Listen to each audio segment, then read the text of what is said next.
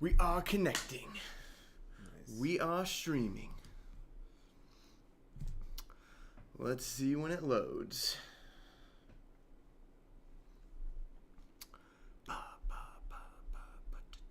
There we go. We here. Nice. There we go. What's up, you guys? We're here. Yo, what's up, chat?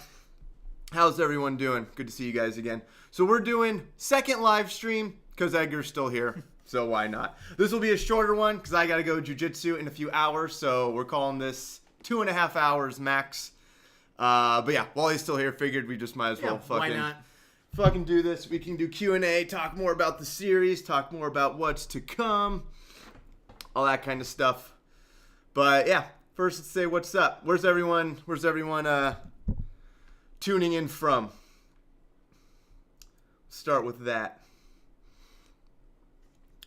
And then, I have the small screen right now. Bam. There's me big. All right. What's up, guys? Cool here. Hey, Emma. How's it going? Hi from Iran. That's crazy. That's crazy if so. Yeah, watch the entire series. Nice. And come back. Massachusetts. We were just in Massachusetts. Yeah. We were in Salem. It's fucking Halloween freezing. weekend. It was very cold. No, the coolest I've ever experienced is Massachusetts, Boston, but it was like December, and I got to experience 1 degree. Maybe it was my first time experiencing negative Fahrenheit. Fucking insane. South Sudan, New York, dorm room in New York. Hell yeah, nice. What up? Poland. Canada. London, hell yeah. New York. Japan. Dude, we love Japan. We went to Tokyo together and Osaka for a day, and we were obsessed. I want the negotiator put together a team to hunt down the kidnappers, such as recruited leprechaun Zach from 12C and the hitman. That'd be a good combo. That'd be fun. Yeah. That'd be a good combo. Zach from 12C has other shit to do, I think. I wanted him, if I bring him back, I want it to be like big, large scale things, saving the fucking universe. Did you go to Dotonbori Street? Yes, we did. That was the place. We did. That was the place. That was so funny. We were on that street for a while. It was so fun. That wasn't in Osaka, right? The big area with Yeah. Okay, yeah, the place was cool. With the giant, the cat and the it was the Ferris sign. wheel. But yeah, was that the spot with the streets that wouldn't end for all the shops. year? It was like a maze. Yeah, that place was really cool. A year. First super chat. Woo! Guys, let's get this going. Supremacy. Texan Supremacy. Thanks for the $2, man. First super chat. Hell yeah, indeed. That's what I'm talking about. Yeah, no, we were in Osaka just for a day trip, and then we just stumbled across this Dotonbori, which was the longest mall ever. It was outdoors. I think this is what it was. It was like a grid. Yeah, it was massive. You walk down the street for a mile or two, and then it's just shops and people for days. And then if you turn anywhere, you get to another street that's the same length. It's just like a grid. Yeah, because we walked for at least 30 minutes straight in just one direction down one street, and every street had intersections going. Yes, every single one. It was crazy. We went to a Pokemon cafe over there. That place is really cool. We got a lot of good food. I forgot what else we did, but yeah, it was super nice. We were obsessed. We want to go back, really badly. But we spent 8 days there in Tokyo. It was a lot of fun. Yeah, and when we went to Osaka, we took the bullet train down too, and we just thought we would be there for the day, check out a couple museums. And by the end of it, once we saw how poppin' it was, damn, we should have brought an overnight bag, just something to stay. We'll go again next time. Yeah. The bullet train in Japan was probably the one thing we complained about in terms of Japanese efficiency. And even the locals, we were talking to some locals, and even they said it's confusing. But what happened to us was we tried to buy fucking tickets. And what did it say? It said, one window. It's all electronic. So you're going, just trying to and find it's your all tickets. in Japanese. I mean, you can press English, but it says, by zone or something. It didn't have, by destination. So we paid, I think, $70 each. Got our tickets, tried to go to the actual place where you walk in to get onto the bullet train. And the guy was like, No. Pointing to the sign also in Japanese that we couldn't read. It was super confusing. But the kiosk thing said what does it say? It said, don't press the bottom button. Right. Or it literally said that. But the bottom button was the only option that said, like, get tickets. And then it said, get 2 tickets. So we got this 2. one. So yeah, we got 2 tickets that apparently didn't help us at all. So one of the guys walked with us over there. We paid for tickets again, and then ended up getting on the train. And we like couldn't get a refund. And actually, on the way back, we had to pay extra again for some reason. If you only got stopped. And we asked for help, and the guy's just like typing it on a calculator, and he's just like showing us numbers, and we're like, okay, that's a number. What do you want me to do now with that? We hand him our credit card, and we have no idea. We're broke now. But other than that, Japan was super efficient. We fucking loved it. Jesus is my fact checker, boys and girls. Get the merch. Link below in the Tequila Pineapple. This is Arm the Fetuses. Yeah, this is our merch. This is the merch from the first episode. We made it for that episode in case anyone thinks like we just happen to have these shirts for no fucking reason. But yeah, I've learned when you make a shirt, you might as well sell the shirt, especially if you have a YouTube channel, because there's no harm in it really. And people were liking. Oh man, we got spammers in the comments. I know.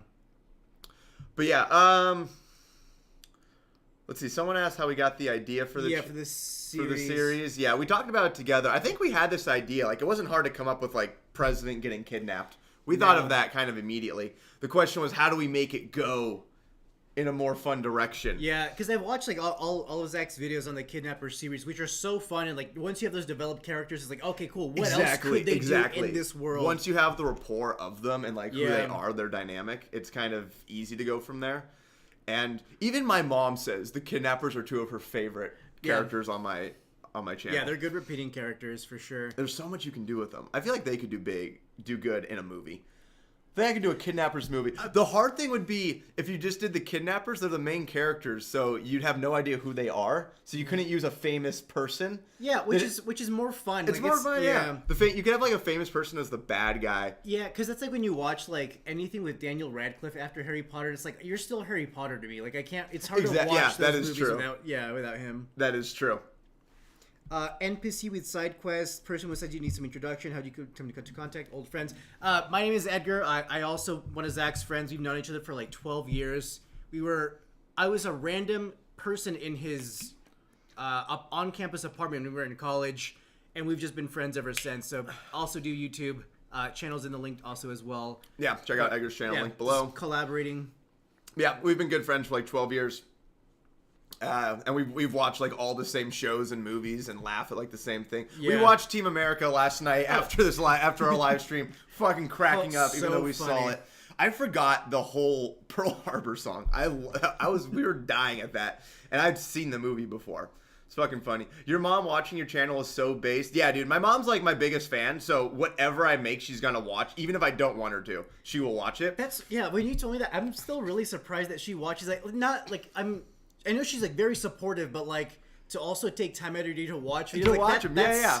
And she'll have to like catch up. She'll say like she'll take weeks off. She's like, I won't watch some for a while, and then I'll watch like 10 in a row. That's really funny. And yeah, the latest one she's watched me like play Hitler, P Diddy, the pedophile one.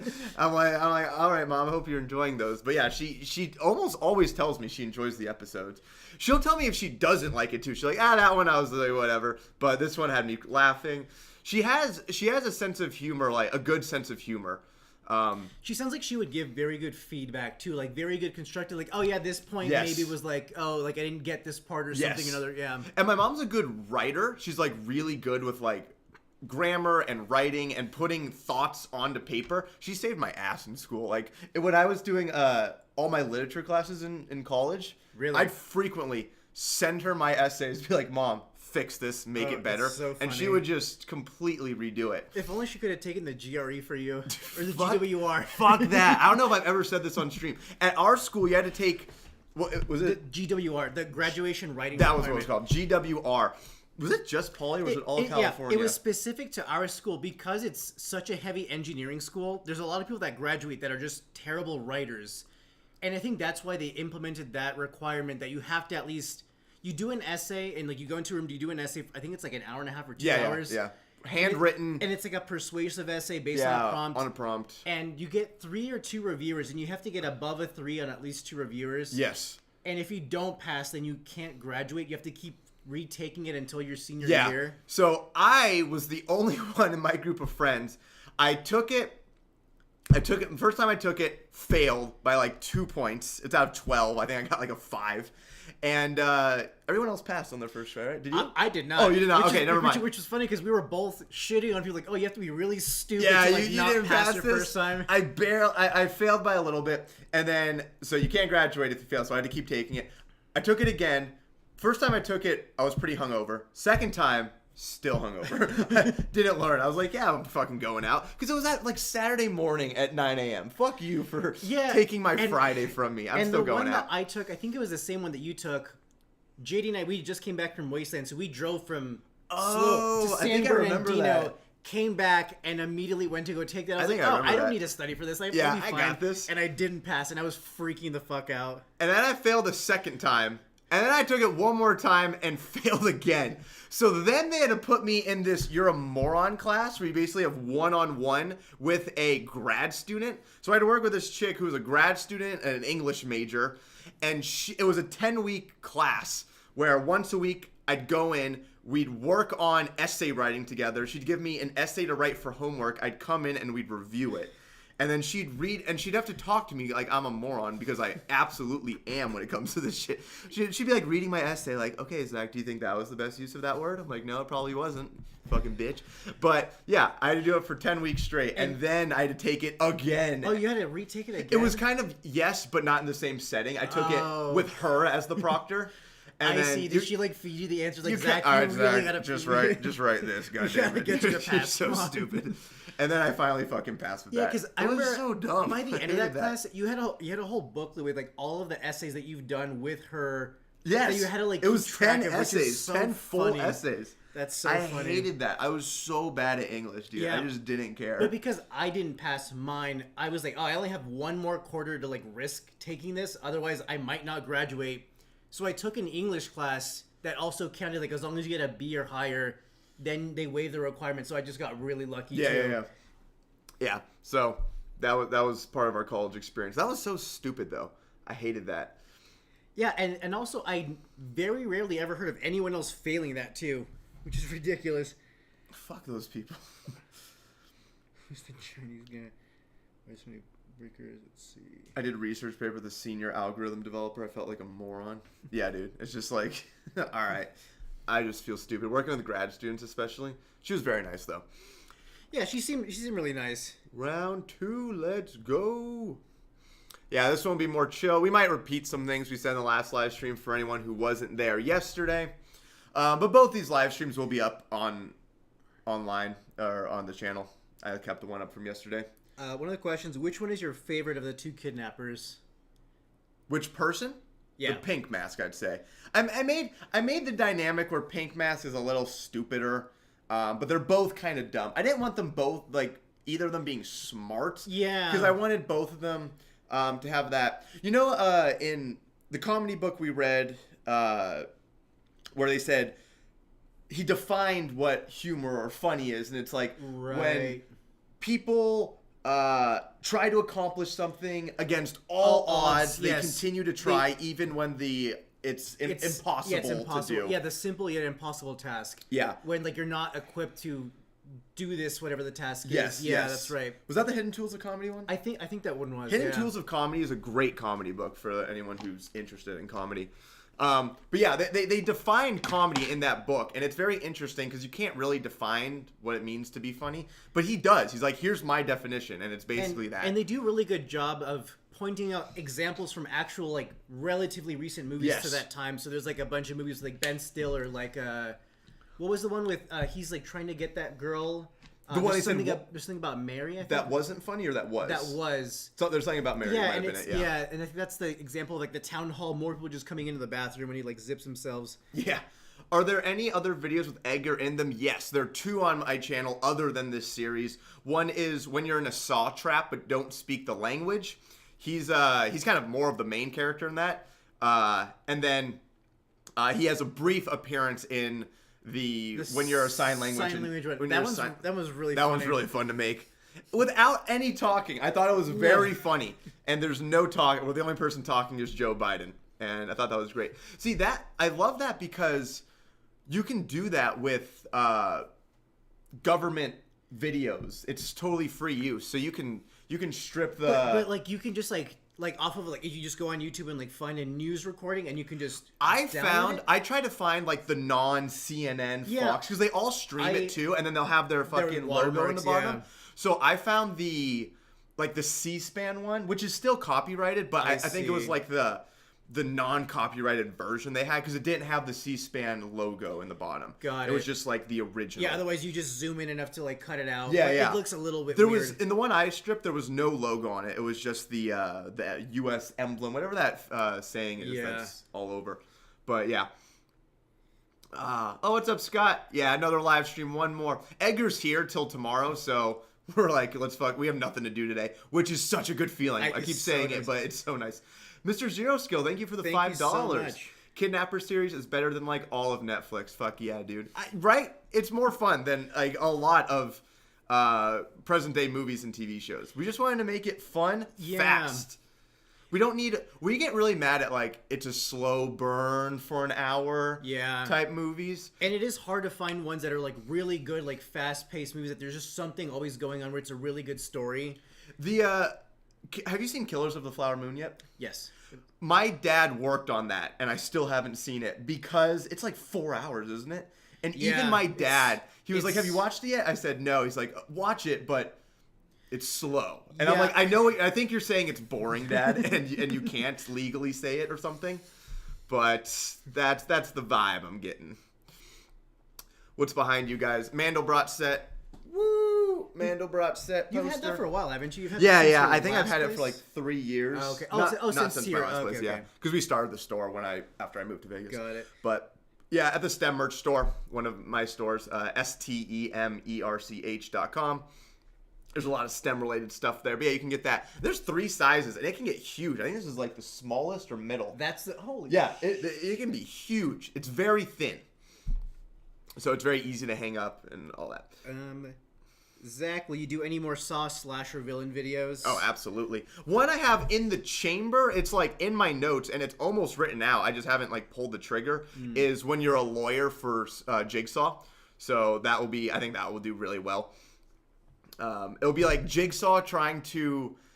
Because in the movies, which I haven't even watched, because I don't do gore well. Have you seen any of the Saw movies? Yeah, I've seen like the first 2 or 3. He kidnaps people for a reason. It's not just for fun. He does it like, right, you were doing this. Right, you were giving out loans people couldn't pay back. So he has reasoning. So I thought it'd be funny in a courtroom setting to for try them like, justifying that. He put a reverse bear trap on you, but were you giving out loans to people? And like kind of shit like that. So the lawyer would have to make Jigsaw seem like the good guy. So we'll make him seem like a fucking saint or something. How long is this in the making for? The series was started April 26th, I think is what you said, right? Yeah, that's when we started writing, so... Edgar came over that weekend, and we looked back at his travel log. So he came over that weekend, and that's when we storyboarded. We have pictures of my whiteboard with all just these... covered in sticky cards, notes of just what we're going to do. Because we laid out all the big topics. Kidnap the president. Then what? Oh, they got to deal with Congress to get the money. They wine and dine people. Then they call the Federal Reserve. They're broke. So we didn't lay out the jokes, but we laid out the high level. Yeah, here's what's going to happen. And at least following like them getting their money. Okay, now they have to call countries and ask them for money and all these sorts of things too. So Exactly. If the Kidnappers Kidnapped the President was adapted to a feature-length film, which character would Ryan Reynolds play? He would be a really funny, like, cameo.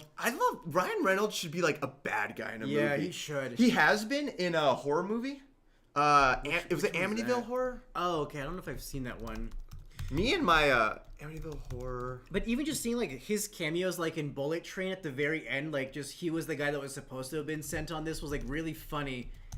Ryan Reynolds horror movie. No, he was in a horror movie. Yeah, Amityville Horror 2005. Ryan Reynolds is the bad guy. It's totally not the Ryan Reynolds you know. It's typical, yeah. I think it'd be cool to see him as a bad guy. But yeah, if he was classic Deadpool Ryan Reynolds, I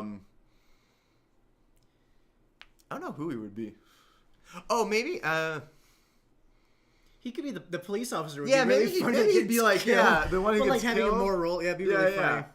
Maybe having that kind of dynamic. His Ryan Reynolds with Negotiator kind of dynamic Would be a really could funny, be interesting.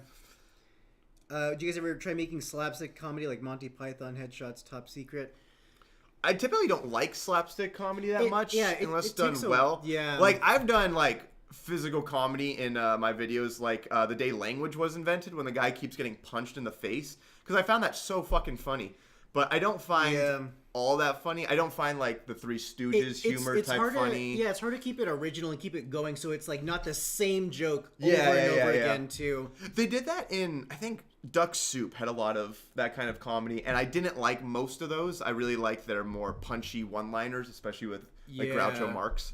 I think the best kind of comedy is similar to harder, since you can't expect what's going to happen. Definitely agreed. How did you guys do that last scene with the beach? How did you get both kidnappers so perfectly set there? Were they two different person or super precise setting? Not at all. We were actually in fucking Turks and Caicos. Actually there. That is us.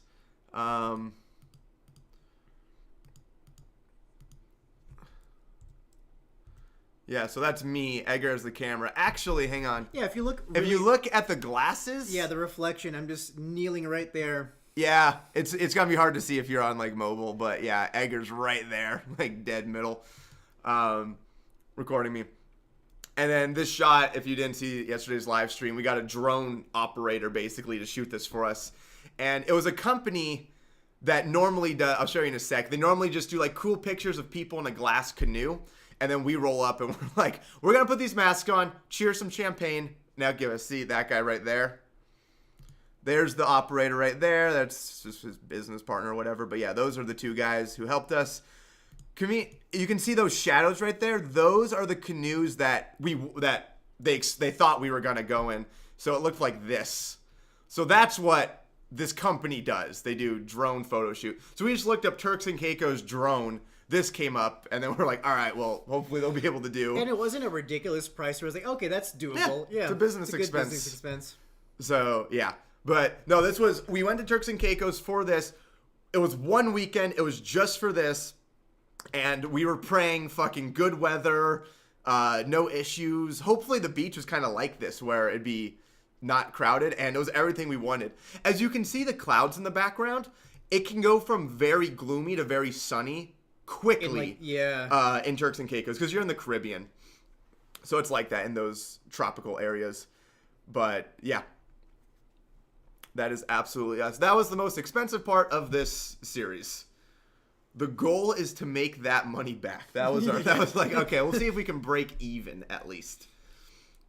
Question. Hey, Zach, why are all of your good characters so quick to kill innocent bystanders? What does it say about your true feelings towards your community? It shows that I fucking hate everybody.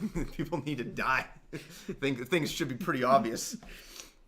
Yeah, I mean, a lot of my characters definitely have me in them. Clover is a lot of me. Kidnappers a little bit. But any frustration with like the general public is just very much me. Yeah, it's based on true stuff. Like the airport is one that's like constantly frustrating. Like I think anytime I come out here, there's always some sort of like frustrating event. Every time. Yeah, I think more often than not when I come to visit, there's usually someone in my seat, which blows my mind because it's... Yeah, you said that just happened, right? That just happened too, yeah. No, that's ridiculous. Scott Pierce, hey man, good to see you again. Thanks for the $2. What if the kidnappers try to kidnap the Pope next? Ooh, that could actually be very fun. That would be a very good one, Kidnappers kidnapping the Pope would be very fun. Someone recommended in a last video when the Pope comes out as an atheist in front of everyone. I thought that'd be really funny. I should get like a Pope hat or something. But that'd be very funny. But thanks again, man. Good seeing you. Andrew, the fucking GOAT is here, guys. Gifted 50 Zach Star memberships. Oh my God. Jesus. Scott, or Andrew, fucking Jesus Christ. I love this guy, dude. Remember, if you're ever in Vegas, you let me know, man. I'll take you out night on the town. My God. Are you guys planning to do more work together? Yeah, I mean, like, we already planned, like, bits and pieces of what we want to do next for this specific just like storyline. We have already recorded parts of the next episode of this Kidnapper series, but like we said, it's not going to be another 3-part movie. It's going to turn more into a show kind of like a chase now. Negotiators going after the kidnappers. The one spoiler I give, well, the kidnappers will have to leave Turks and Caicos. Negotiator will find them, almost find them. You'll see, and then kidnappers will have to leave and then figure out what to do while on the run. So we can do like things around the world if we want. We could have them jumping around, just constantly hiding. Yeah, because like the chase is really easy to just prolong that too. Guys, Andrew is just handing out gifts right now. Fucking get in on that. And you get cool Zach Star emojis if you want to use them in chat. Dude, what a homie. Dude, yeah. This guy is awesome. Andrew, we were literally talking about you after the stream ended. Yeah, like, for a lot. We were like, wow, what a fucking so nice. cool It's guy. so crazy. Yeah, chat, get in on that. It's 1 a.m. in Iran. I'm going to sleep. Hey, good night, man. Thanks for tuning in. I can't believe I have an Iran fan base. That's awesome. Can you go to Iran from America right now? Yes. One of my coworkers, Planes will but there's go like there? a lot of restrictions. I don't think you can go directly. I think you have to like stop somewhere. Will they warn you, like, oh, if you're going here? Probably, yeah. Is there some places in the world, if they're too dangerous, the U.S. like Syria? I don't think you can I don't go there. You'd have to like so. drive from Turkey or something. Yeah, and I like, wonder somehow. coming back, like if they know you went to like a state that has like a lot of restrictions, what do they do? They might interrogate you a little further. Yeah. You might have more trouble getting like global entry or something if they've seen That's you went to Iran. You're white. Why are you going there?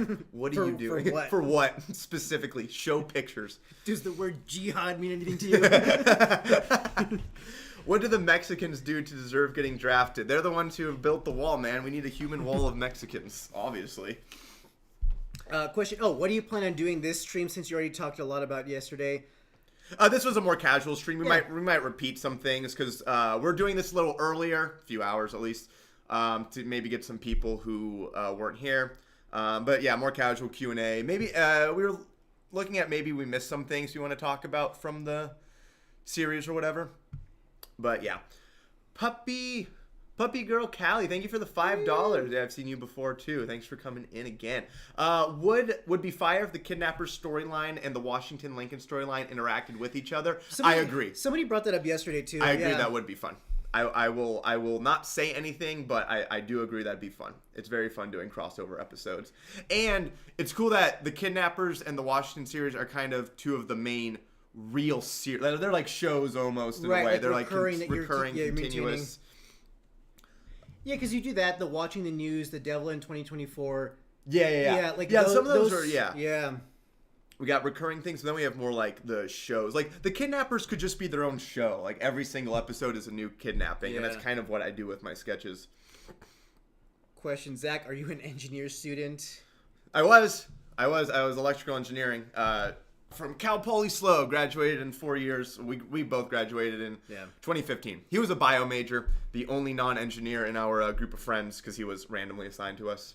And I guess JD, he was also food science, nutrition. That's true, yeah. We did have another good friend in our group. That lived there. Yeah, that lived. JD never lived with us, yeah. Which was actually really clutch because like I was doing pre-med all throughout because I thought I wanted to be a doctor. I had to take up to Calc 3 and Physics 3. And I would not have passed any of those without you dumbing things down for me. I was the math tutor in that group. But it was a lot of fun. No, even with Jorge, and I remember like with Matt, he was computer science, and I would like do some of his calc homework, and he would like program for me. Oh, that's like, so nice. On like things that were tough. Like, Matt, fucking why is my program not working? When will the next episode of Washington Lincoln release? This week. I'm hoping. I often will lie to you guys and say I think it's this week, and then I don't pull it off. So that's just because things happen. I don't like rushing something. So if I don't get a good script out in time, then it's not coming out at that time. I will wait until I got something I'm proud of. I am also from Iran. That's crazy. We have more than one person from Iran. That's very surprising. It's very cool. From Iran, were you happy with our videos, or were you deeply offended with our? We only got one offended person who said he was Muslim and did not appreciate. And it's funny that other people who are also But Muslim were saying several like, oh, yeah, other this is, like, a lot of people funny. who said, "Oh, I'm Muslim and this was hilarious." You might not even be Muslim, but since Iran was discussed. What's your guys' favorite joke in the parts? Yeah, we said this. We were asked that yesterday too. There's several. I like the. I really like the that guy has a towel he's wearing. It was a super throwaway, but I thought it was very funny. I like the test who's loyal, kill that guy, kill that shot, guy, and then the immediate Bible. fucking elbow. I thought that was very funny. I like the sniper one is one of my favorite ones. The sniper too, 'cause one, it's like yeah, such a this like one was- mislead. Yeah, this one, Edgar, I thought of.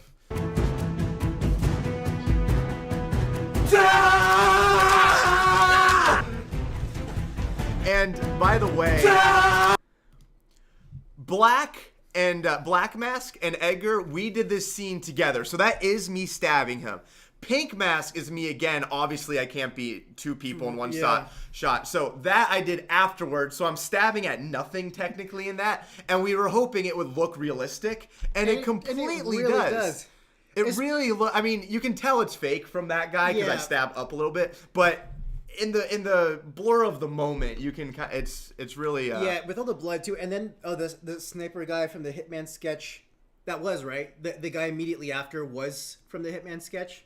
Yes. That's right, Yeah, okay. that was the Hitman. I actually said when I was looking for an outfit for that guy, I was like, oh, my Hitman character. Yeah. Duh. So yeah, that'll be another video of him. What happened with Black Mask's soul brother? You mean the homeless guy? Nothing happened to him. He still exists. He only comes when he's most needed. You know, when you don't know the gender of the person, that kind of shit. That's where he comes in when you need him the most. Oh, and people have asked this, by the way.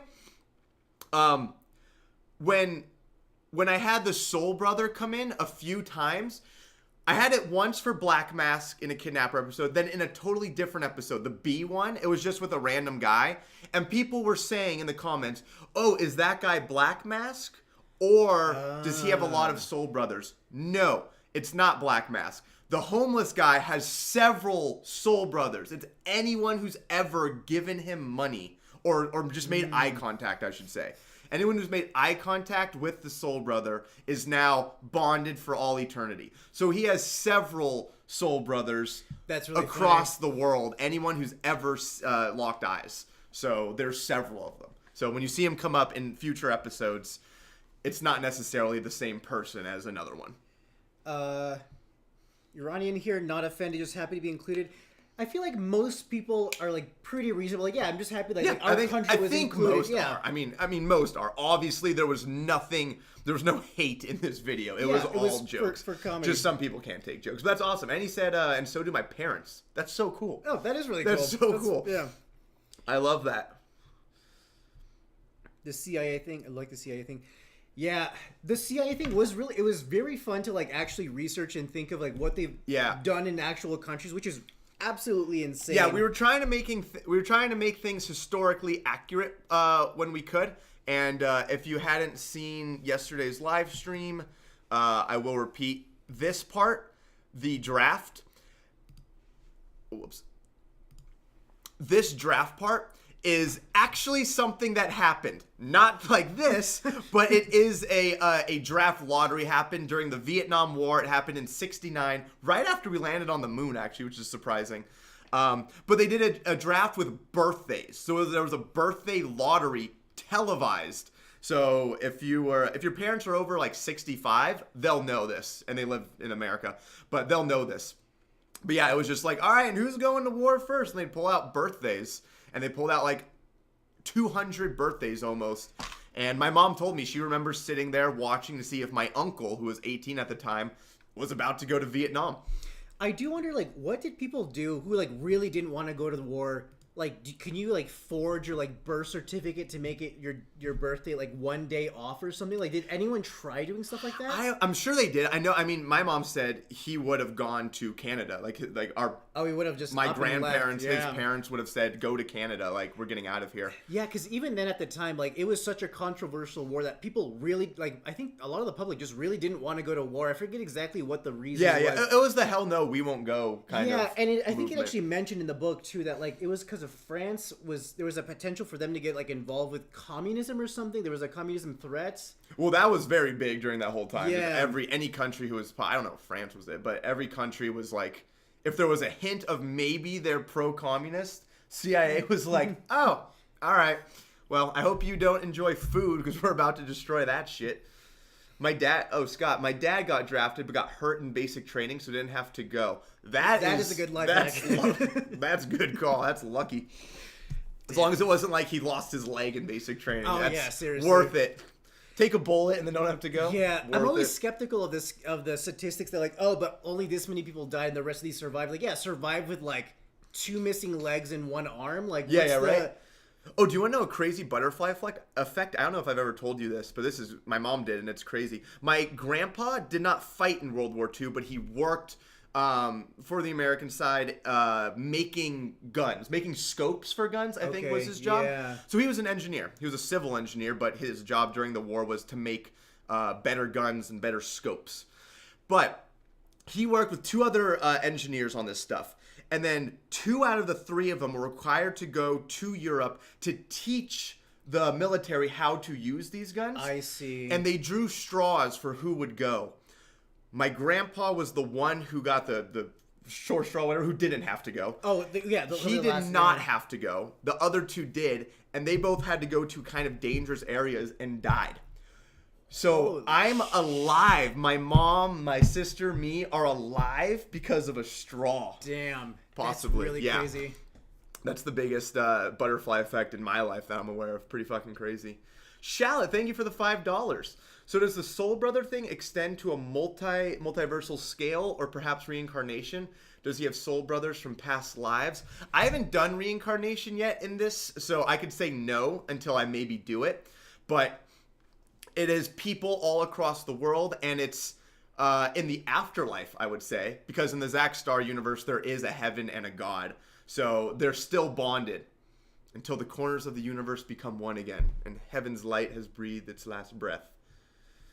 Some deep shit. I worked really hard on that quote. Alive because of a straw. Dude, I know, right? Fucking goated as hell's straw.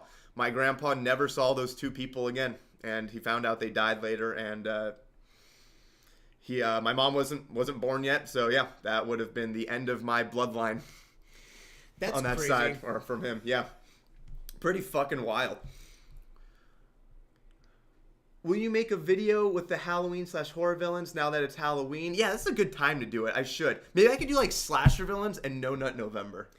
That'd be a good. Yeah. So people ask, like, how do you think of your video ideas? And it's often taking 2 unrelated things and combining them. So slasher villains and No Nut November would be a good combination for sure. Why Mecca though? I would have thought anywhere else but Mecca. Why anywhere else? That's weird. It's the holiest site in Islam. We said, what's the craziest thing they could crash? What would be the worst thing? That would like almost guarantee to crash start a world war. What could be the worst of the worst? That was a part of it, is that we had to think of how does it escalate from kidnapping the president? Like, what's a really big thing that could cause a massive world conflict? And it's that Exactly. that they now have to try to put out or resolve. Exactly. No, like we said yesterday, it was presidents kidnapped. That's the start. We have to make it go up from there. Yeah. It has to get more exciting. We can't just coast on that. Saw Trap versus No Nut November. Good God, that would be that would be hilarious, actually. What about the simulation video? Is that part of the Zack Star first? See, is that one kind of no. It kind of can't be. Maybe I could, like, it's a simulation within the Zack Starverse, and the main god I play is the god on top of those gods. But that was kind of more of a very like existential crisis kind of the video I wanted to make. kind of on its own. Favorite character from all of your sketches? I think God is my favorite to play. The God one's a really funny because one. there's literally no rules with God. I can do whatever. That's I can true. do anything. You can send people to hell, heaven, any power you want, And it's all- and you have any Because reason. it's God, yeah. You can. I can It's make true. it whatever I want. I can have references to the Bible or any other fucking religious text Yeah. to make crossovers, Holy but shit. there's no rules, and I really like that. And I like being able to treat people the way I would want God to maybe treat people. Oh, you gave me sushi? All right, we'll let you into heaven. Oh, you gave me $20? All right, get in here. Did you guys sleep over? Yeah, We Edgar did. spent the night. Very fun. Same bed. We cuddled. It was cute. Your own favorite video, Edgar, you too. Yeah, what's yours? Of yours, I like the simulation one was really funny. The flat earther one really made me laugh Yeah. a lot too. Yeah. The Deer Companies one was another really funny one. From mine, yeah. just What's yours? Yeah. fun ones to make. I think just the different cities ones of just having traveled and just like a lot of what people assume about other cities, especially New York, being up all late, just like shitting on them for that because it's so true. Yeah, absolutely. Here. Will you make another God video? Well, you have to be very specific. Oh, I do like the lawyer one too. That was a really fun one to make. Oh, and the animation one. I forgot about that one too. I would say actually the animation one. That was a really fun one to make. That was so time Edgar's channel right consuming. there. My God. Yeah, I do want to make more animation, but it just takes so much time to do. But I think I found a little bit of a workflow to do with with Adobe that I'm going to try to do a little bit more over the a little bit more during December. He didn't say no homo. Because it's all homo. Zach gay? Only when I'm drunk. Oh yeah. Do you read the Discord video suggestions, or do you have other guys that read it and tell you if something shows good? No, I read it. I don't have anyone who does that kind of stuff for me. I'm not that rich. I'm not like, read me the best suggestions. I'm not there. If you tell me one bad one, I'm going to kill you. Yeah. The only one thing I don't like, fuck you. Yeah, no, I read all of them myself. The 12C one. I forgot about that one. That one's a really fun Oh, one. yeah. I mean, that was such a fun one to make. It's interesting, too, how that one is, like, stood out so much. Like, it's a very funny joke, and it's like things that a lot of people have probably experienced or at least heard over and over again from traveling. 100%. Which, that was such a good premise. And it became a thing. I was just like, okay, I like doing that. I like saying, how far can I take something very simple? That is also really funny. Was it Ryan George that also made a video very similar right after you? That's so funny. He made that a few months later, and then a lot of people commented on his video. Really funny. Oh, hey, Zach made this. And then he messaged me on Instagram saying, like, dude, I'm so sorry, I didn't even know. Which was very nice of him and totally unnecessary. That is very nice I of was him, like, too. dude, I don't expect you to fucking see. First of all, you can't watch every video. And second of all, I'm not the first one to do an emergency exit video. It's not like... There's nothing original anymore. It's like everything's been done. And it's all, what's your take on this type of joke? But that is cool that he did, like, it's like, oh, I'm so sorry. It was like seems like a very stand-up guy thing to do. That's really cool. Seems like a very cool dude. Scott, hey, thanks, man, for another $2. Will you be doing any Jesus/Antichrist stuff? Oh, I haven't done, like, the Antichrist. I mean, I've done the devil, but I haven't done, like, more of a specific, like the South Park, how the Antichrist comes with the animals. Oh, that's the woodland critters. the woodland critters. That's that right. kind of thing. Another thing too, for people that go to heaven, like something that we've talked about a lot, are the preachers that, like, even at Mardi Gras, anywhere we've been to, that just have the signs like you're going to go to hell, like you're sinners for drinking or whatever. Yeah. When those people get to heaven, like, I'm very curious, what would that be like? I would love to do, when one of the street preachers get to heaven. Gets to heaven. You know, oh no, we did see street preachers in Salem, right? Did we? Not preachers, but I swear I got handed a card that said, like, turn to Jesus or something. Yeah, I do remember that. It was more of a card. It wasn't like a preaching thing. Yeah. So many. Those people are so fucking annoying. Favorite movies to watch? Also, how to get inspiration for your videos. Jeez, that's movies a good to question. watch. We like pretty much a range of movies. We love horror movies, comedies, actions. Most A24 movies, just because they're so original storylines that, like, are very entertaining. Like Midsummer, that you and Jacqueline, my wife, told me about multiple times that I finally had watched. Like that was easily one of my favorite movies of all time. It's one of my top. The cult-like vibes. That was that was a super fun movie. I like that more than Hereditary. Yeah, Hereditary was still really good, but yeah, no, that was I think a lot. I love Midsommar. Yeah, that was such a good one. Yeah, we watched most. We watched the Team America World Police last night, and then we followed it up with the South Park movie. Yeah. Yeah, a lot of comedy. Just a huge range of stuff. Like, I'll still watch even just, like, things like the Star Wars movies every so often, but they're just, like, they're not as exciting, I think. That's the one thing that does bug me about movies. Yeah. Favorite show? I've said before, the best show I think in the world, in my opinion, is Daredevil. I so far stand by that. I think it's better than Breaking Bad. I think it's better than every other show in terms of, like, the best. But in terms of my favorite, I watch South Park a lot. Family Guy a lot. It's Always Sunny. Is the Daredevil one? That's the one where he's a lawyer, right? Yes. That okay? Yes, yeah, I have seen that. That one is really good. Charlie Cox and that's right. It's oh my god, so good. Favorite South Park? Mine is the Tourette's episode. And mine's a Tally one for sure. What's your favorite shows though? Shows? Yeah. I think like I really like You because that was so like murder mystery kind of vibe. Should I watch it? Would I like it? I think so. Yeah, it's kind of twisted, kind of dark. I would say The Gentleman.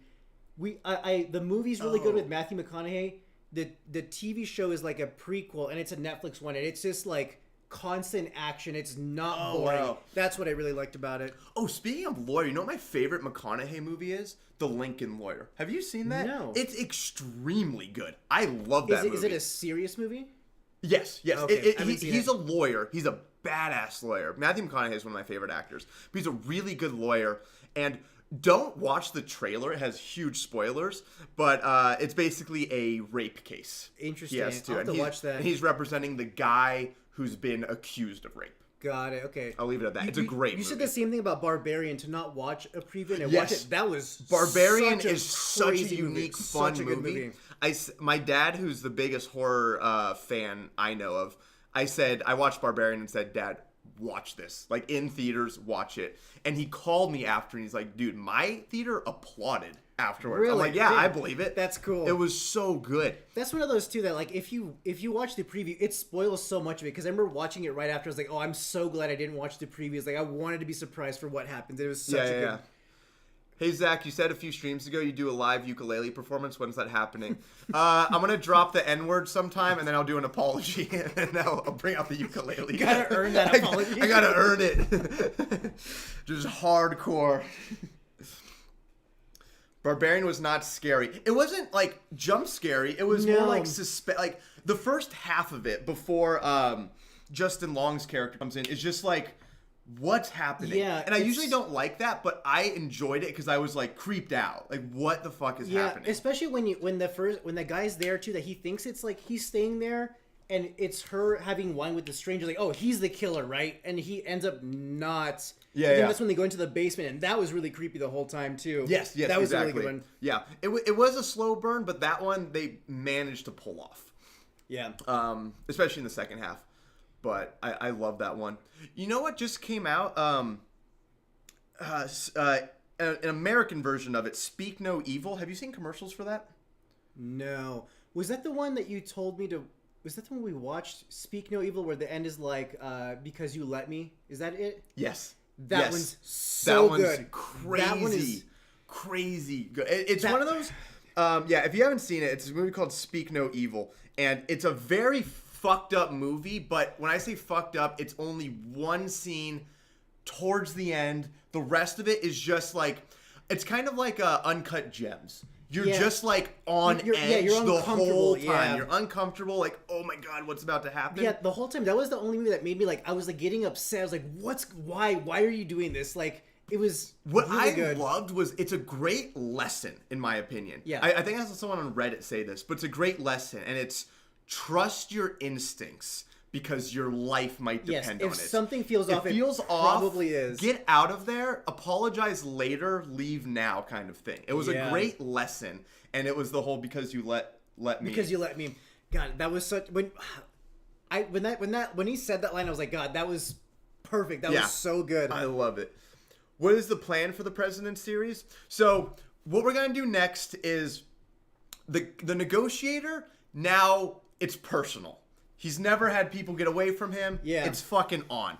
And he's gone rogue, and it's time for him to, like, catch these guys. And he doesn't want to kill them. He has to know how they managed to get away from him. He thinks they're geniuses because they get so lucky with everything. So he thinks they're geniuses, and now it's personal and it's on.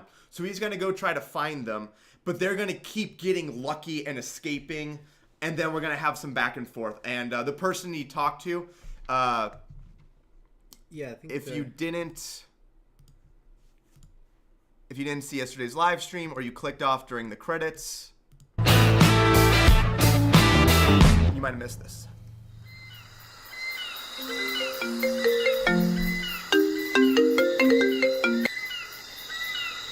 What you want is in Turks and Caicos. Who is this? That person will be revealed. We've already recorded it. We know exactly who it's going to be. Yep. And we've already recorded it. So that will come up, and then they will be together. So that is where we are going next with it. Favorite horror style, like suspense or jump scare or abnormal psychological? I like suspense quite a bit more. Suspense, I'd say.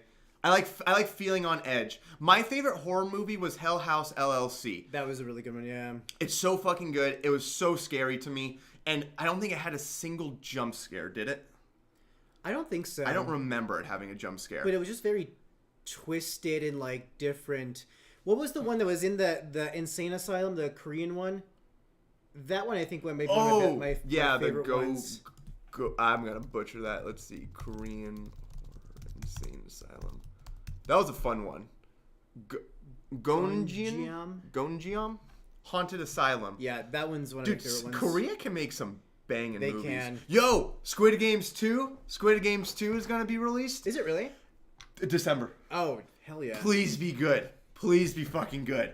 I'm so excited for Squid Games 2. Will you ever make a video on Disney animated films or like a parody? I really do want to make, like, that would be cool to make, like, kind of like, what is it, Sausage Party?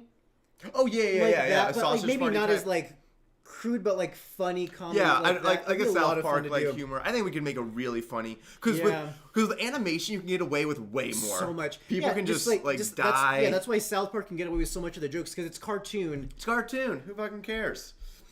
Yeah, that would be a lot of fun. But I think that's when it would need a lot more money for animation. I mean, I did a parody of Disney, at least a song in my when it's 1865 and you have to free your slaves. So doing something like that, I thought would be very funny. Like having like very racist characters, but they're like cute dogs and something, I think would be hilarious. Like Disney style, but it's very South Park like humor. Oh, kind of like the woodland critters, but like happy. But yeah, they're not like evil, but they're just racist. Yeah, exactly. They're not killing people, right. But they're just like they come from the 1940s or something. Favorite book? Oh, the best book I've ever read is The Millionaire Fastlane. I read it at just the right time. I really don't think I'd have like the businesses I do without reading that book. It was so motivational, and I made my first business soon after reading that book.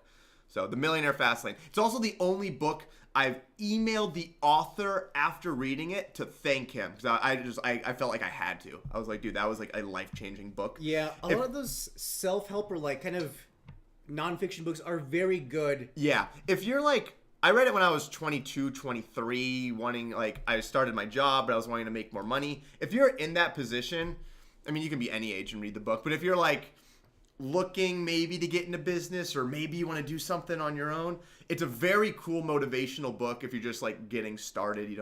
It's not about business, it's kind of more of that self-help motivation with it, but it was so good. But my favorite in terms of just kind of like the content without being motivational was Creativity Inc. That was a really good one. I like the Steve Jobs ones quite a bit too.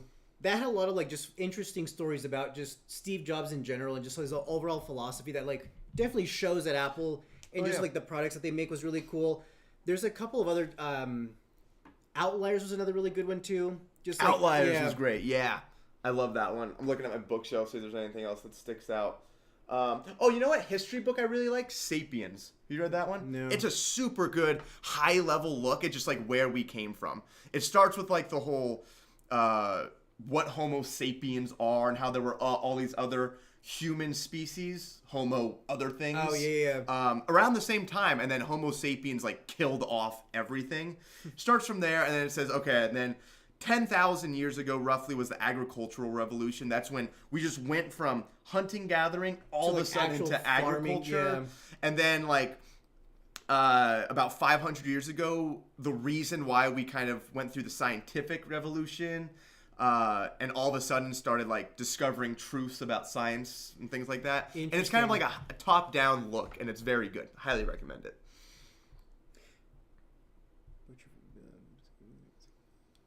Ever read Longitude? I don't think so. No, I haven't read that. What editing software do you use for videos? All Final Cut Pro. I think a couple of animations I've done in like not After Effects, like Apple Motion, which been finding like plugins to use which make it a little bit easier. But yeah, almost everything's in Final You're Cut learning Pro. animation though, right? Yeah. Yeah, it takes a long time, but once you start doing it, like you have to keep it up. Dude, I tried to learn animation. I thought it'd be helpful. And then I watched a tutorial. It was 45 minutes to make like an arm do this. And I'm like, fuck that. I'm never going to learn that. I have learned from reading business books. It is okay to delegate things you don't like or don't want to learn to people who can do it. Right. You can't learn everything. There's some, it's like we do with taxes or law stuff. You can't learn law on your own. So you give that responsibility to a lawyer. Yeah, and if you're to pay like $50 for someone to do an animation in like an hour, that would take you a couple days to do. Like that's 100% worth it. Exactly. So that's one of those things I will always. I'm not good creatively with like drawing, art, thinking of names for things like our store to kill a pineapple. Edgar thought of it. I suck at thinking of names. I asked ChatGPT to think of names, and even it wasn't not that good. great. No, especially because once you say like comedy or like wordplay, it starts coming up with very cheesy things. Yeah, exactly. Zach, if you were to write a book, what would it be about? I think I'd do a math-based book, like a real-world math-based book, kind of like my favorite math book, The Power of Mathematical Thinking. How Not to Be Wrong, The Power of Mathematical Thinking. So kind of like that. That was a really good one, yeah. Which you really enjoyed. So how to think mathematically, but applied to the real world. Kind of like How to Lie with Statistics, if you've read that book. I'd go with something like that. Because that's math that I enjoy, but applied in an important way. Yeah. The calculus isn't important. Even though I love it, it's not important. I've noticed I just can't pay attention to really long stories in a book form, but like those books where it's like small case studies and then it talks about breaking it down. What's either the human psychology behind it or the mathematics, that I can do. Yes, exactly. Which are your favorite YouTubers? I have a lot of YouTubers I follow. Like my favorite comedy sketch ones are Long Beach Griffey and Stevie Emerson. I watch like Oversimplified if it comes to history. I love that stuff. Trying to look at my subscriptions. Oh, Ryan Long, I like his comedy too. Ryan Long's really funny. Yeah, I mean for educational, 3 Blue 1 Brown's my favorite. Vsauce is probably my second. Veritasium.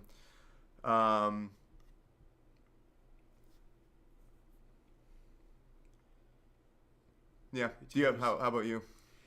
Yeah, a lot of the same ones. Even just like Ryan George. Let's see, subscription. I like watching unrelated to comedy too. A lot of like true crime stuff, like dash cam, body cam stuff is always fun to watch. Like murder mystery, like unsolved cases or cases that have breakthroughs. I always like watching those too. And it's very funny how reckless some people are when they commit murders and they just like don't try to hide it at all. Yeah. What do I do for a living? I do like medical device research. So like the last job I had prior to what I have now, which is much more like electronic wearables, wasn't like stroke care. So if you know of anyone that's ever had a stroke from like a blood clot or something else going into their brain, the company I worked for made devices that like they make a small cut in the inguinal artery, which is like right by your hip bone, and they have a bunch of tubes that go all the way up your like through your kidneys, through the aortic arch of the heart, up one side of the carotids to the brain, and deploy a stent to then pull out the clot and like alleviate the person from their stroke symptoms. So that's my background because I studied biology, always done life sciences and that sort of like medical device research, which is really fun to do. That's crazy. Yeah, it's cool. That's a wild.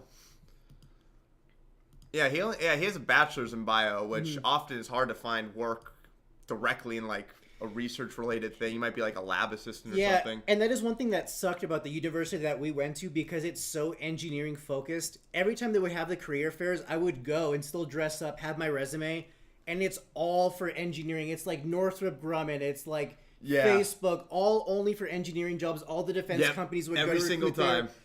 And I would constantly look, is there anyone hiring for anything life sciences, biology? It's like, oh, like for biomed and no coding. It's like, well, no. Yeah. No. Long Beach Griffey really goes hard in terms of crossing the line. Yeah, he does. He definitely crosses the line more than I think any other sketch creator, and he can totally get away with it. Like, he's definitely way more controversial than my videos. What made you get into sketch comedy? I made one comedy sketch video on my educational channel and loved doing it. I loved reading the comments. It was just very fun to do, and my brain just started like going towards comedy as I just went about my day. I started saying, oh, it'd be funny to make a sketch about this, about that. Yeah. About all the annoying people we come across. Yeah, and I've always liked watching some sketch comedies too. Especially even your channel, like, oh yeah, like this feels like much more doable. It feels like within reach. Like you don't have to have this crazy production amount, like money for it. So that is a lot more fun. And anyone can learn to write comedy, which is really cool. There's so many resources out there. Yeah. We've read a lot of comedy books, which is very interesting. And you start noticing it in movies. You start noticing like, oh yeah, that is the kind of dynamic. They list the types of character dynamics you can have. And then I'll read that and I'll be like, oh yeah, that's exactly what my kidnappers are. They're arguing over this one thing. It was like the squiggly line, straight line thing. Yeah. The Abbott Costello kind of vibe.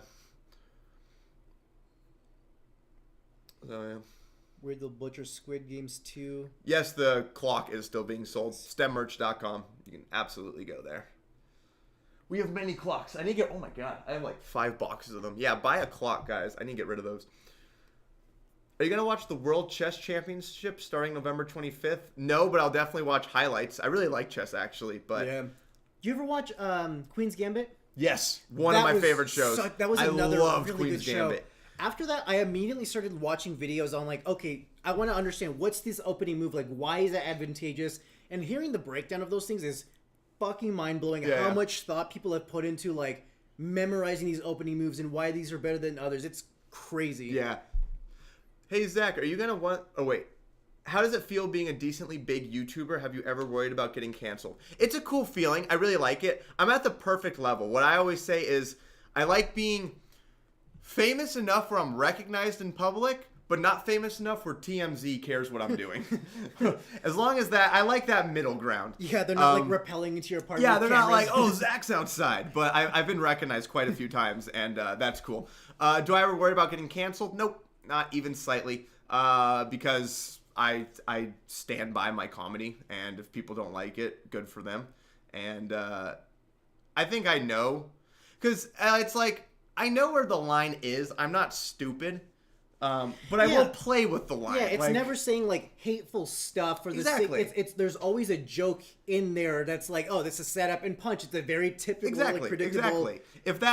If that joke I did is gonna be bad enough where that many people get mad, then so be it. That many people will get mad. I stand by what I put out for sure, and I will never apologize for it. Do you play chess yourself? No, I haven't in a while. Like, it's my favorite board game. I used to play a lot when I was, in between, or I was like working on a video and needed a break. I would just throw up chess. I went to chess camp when I was a kid. What, really? Yeah, I was a fucking... Really I'm talking like 4th grade, kid, very young. I don't think I ever went to a camp. I don't even know any existed in like the North Bay where I was. Very poor area in Vallejo. There's no chess camp. No, there's definitely not a chess camp in Vallejo, California. Yeah, I went to like sports camps and shit when I was younger. For those of you guys that don't know, I was raised in Vallejo, California, which if you look up, it's like Forbes. It's consistently on the top like 10 most miserable cities by Forbes. So it's very poor, very ghetto. Most miserable cities. That's hilarious. And Slow, I think, was ranked as like the happiest city. It was in some random. Which is why it was very easy decision to move back. Like, it's so chill. Everyone's so nice. All the neighbors have introduced themselves within like a week. Yep. I did not have that in the Bay Area. 100%. Which video are you most proud of? Yeah, easily the last 3 we just did. Yeah. Like, in terms of, like, we worked so hard. But the 3rd episode is 100% the one we're most proud of. Because that shot of Turks and Caicos alone was such a big investment and, like, gamble almost of if we could get it. And yeah, because of the weather and everything else, yeah.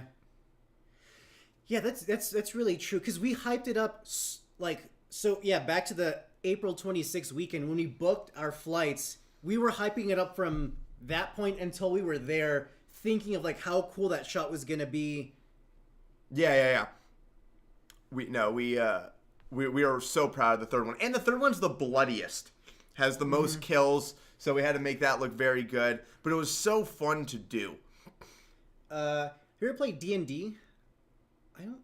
I actually have. There's a couple meetup groups that I've gone to where one of the hosts does like fun D&D events, which I'm actually surprised. It's actually a lot of fun to do. Zach, you should host something in the Discord sometime, like in the Discord stage of VC. Maybe I'll play like a video game or something in like the Discord. Like I want to play the new Outlast. That'd be so fun. Was that the game what was the game that we played at Cal Poly that was like a scary game? Outlast.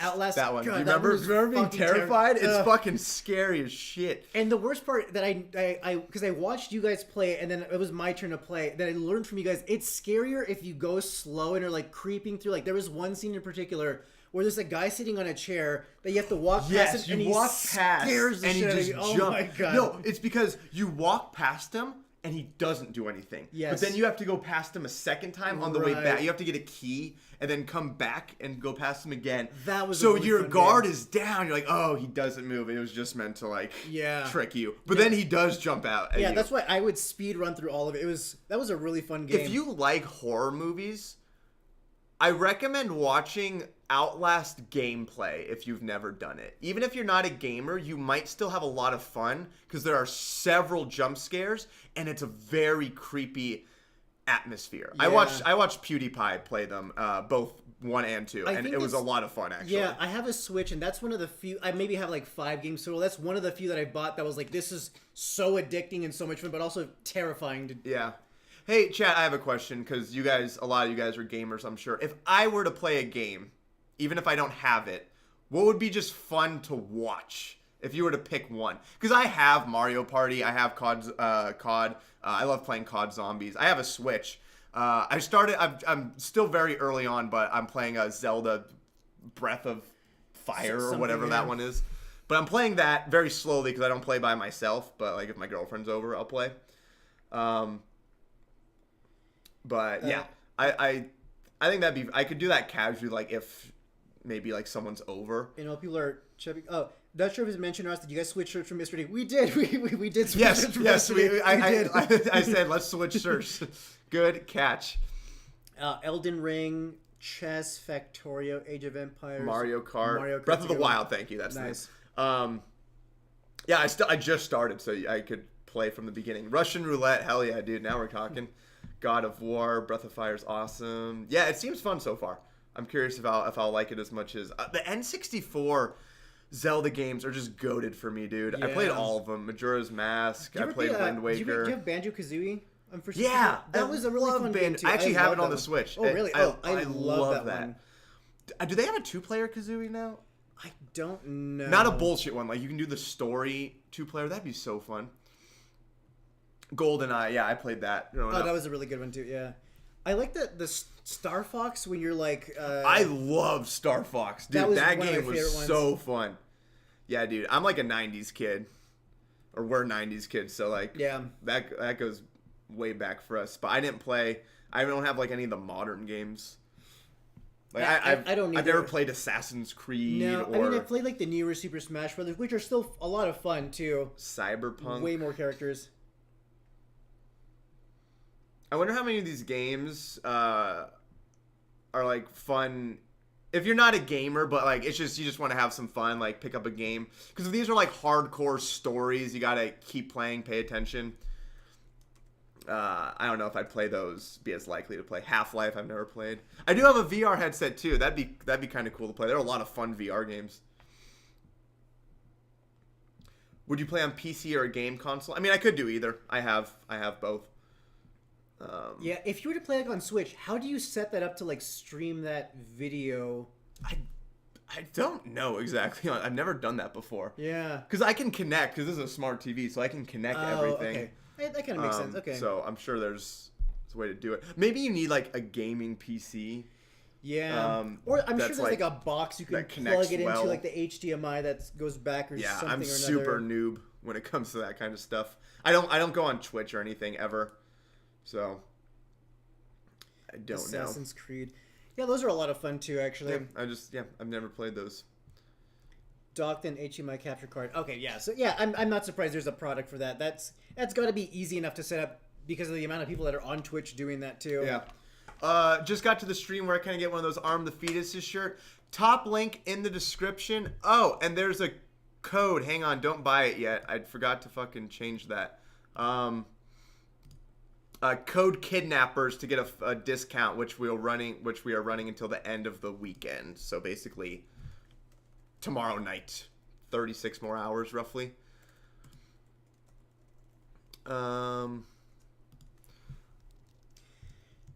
Disney parody voiceover using dark humor, similar comedy. That's harder to do though, because like if you use something that's already filmed by Disney that they own it, they'll immediately just take it down too. That is one thing that's hard. Like I have seen a couple videos where people voice over like cartoons that are already recorded, but then how do you deal with like copyright strikes for like getting that taken down with gaming?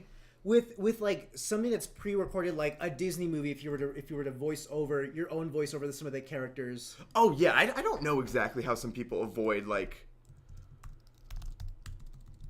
that copyright kind of stuff. Like they have like full-blown movies playing. Okay. Okay, now it should be good. Let's refresh. Okay. That copyright kind of stuff. Yeah, okay. Use code Kidnappers. Like, yeah, they link have at like the top of the full-blown description. movies Code playing. Kidnappers to get a few dollars off. Okay. Clash of Clans, never played it. Yep, never played that either. Now it should be good. Big fan of your skits, extremely funny. Thank you so much. We appreciate it. That copyright kind of stuff. Yeah, okay. Use code Kidnappers. Like, yeah, they link have at like the top of the full-blown description movie where he's from defending everyone. The entire world is uncanny. A few dollars off. Hell yeah, that's Clash what of we Clans, do. Never played it. Yep, never played that either. Did you have any other gaming Big fan of your systems skits, growing up? extremely Like- funny. Yes, Thank I had a you so GameCube much. and a Wii. Appreciate Oh, it. okay. I did not have a PlayStation or an Xbox growing up. I was super. Yeah, okay. Out of that I didn't even have a. Like, Yeah, they link have at like the top of the oh, description. really? Yeah, Oh my god, my mom wouldn't get me. Oh my god, you missed out. I know. Playing fucking Pokemon on Game Boy, those were the Hell yeah, best. that's like, what we Pokemon do. Red, Blue. Yep, never played that either. Did you have any other Game Big Boys? fan of your Those were skits, so extremely. like- Oh shit, sorry.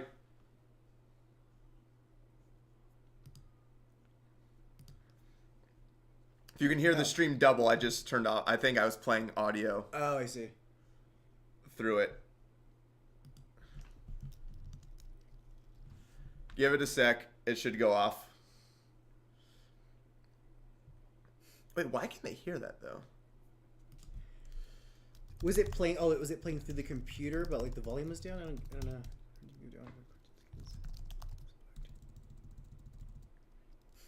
You just killed the other You just dosed everyone with the LSD. people. All right, we went CIA on you Classic guys. CIA.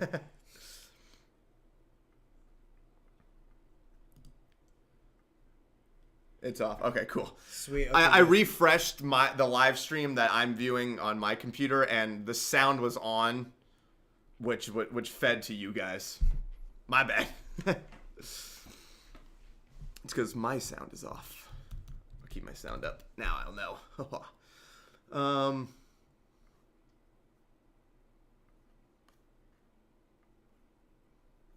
I would love a stream of you playing older games. People don't do that much anymore.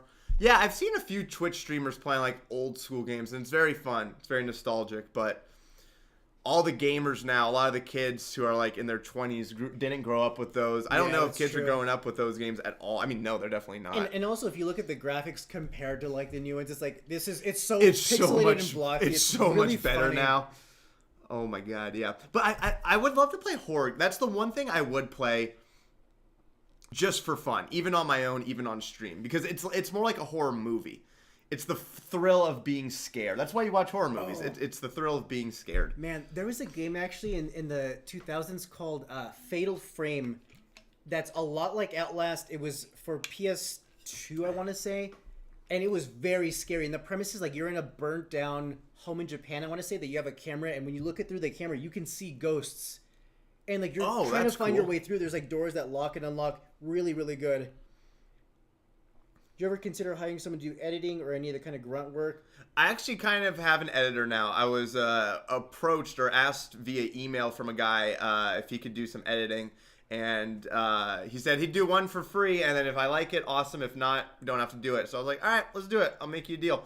And he did edit one video, did a great job. So I told him, yeah, we'll do more videos. Nice. But I'm going to keep it the simple videos.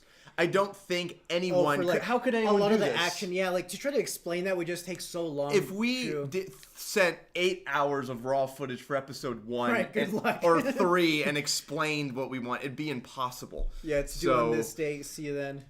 So yeah, he just edited a video. It'll be out in my December rush. I'm hoping to do that this year, but I was so busy with this series, I wasn't able to get ahead for that, so I'm kind of behind. Oh, you're already prepping for December? I'm trying to. So the video he did will be released in December. Nice. It's when you ask God your purpose, but he responds. But that's the one he worked on, and it's already done. Nice. Curious who comes up with the merch ideas? Is you or someone else? For these, yeah. We did these together, I'm pretty sure. Yeah, we came up with the ideas and the text, and I think we got someone from Fiverr to do the we asked Fiverr for the designs. But yeah, I think we actually came up with like 20 on our own, and then we just picked the 10, 12 we liked the most.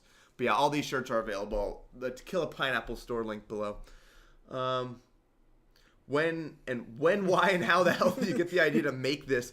I mean, the next goal after you get your channel up to quite a few views and you're making videos is just to make higher quality videos. So that's the goal. I mean, we'd love to make a studio one day so we can actually have like sets. Like I'd love to have like a bar. That's such a basement sets. Like places where you can just go and record and it's not green screen. It looks a little more professional. I think that'd be very cool.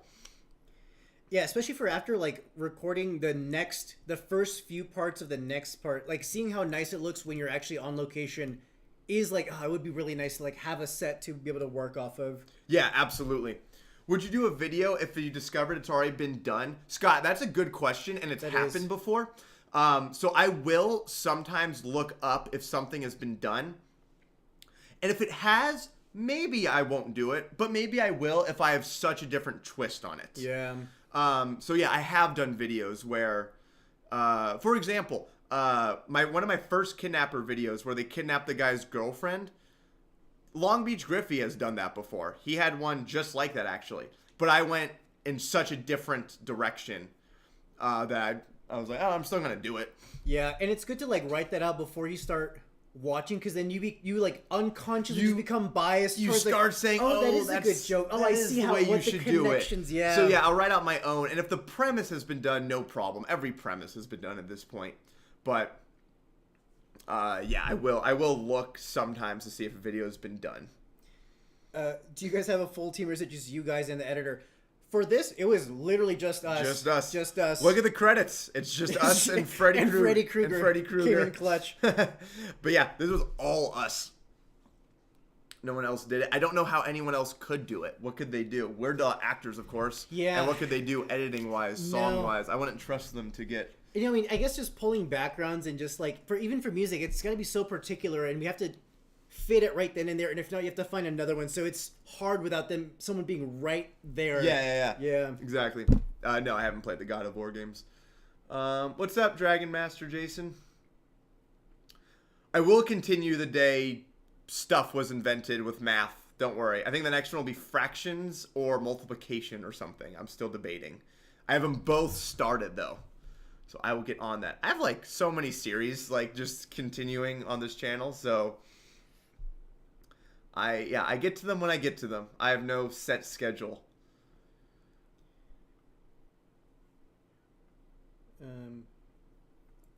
There was one asking if you ever get burnt out from making videos.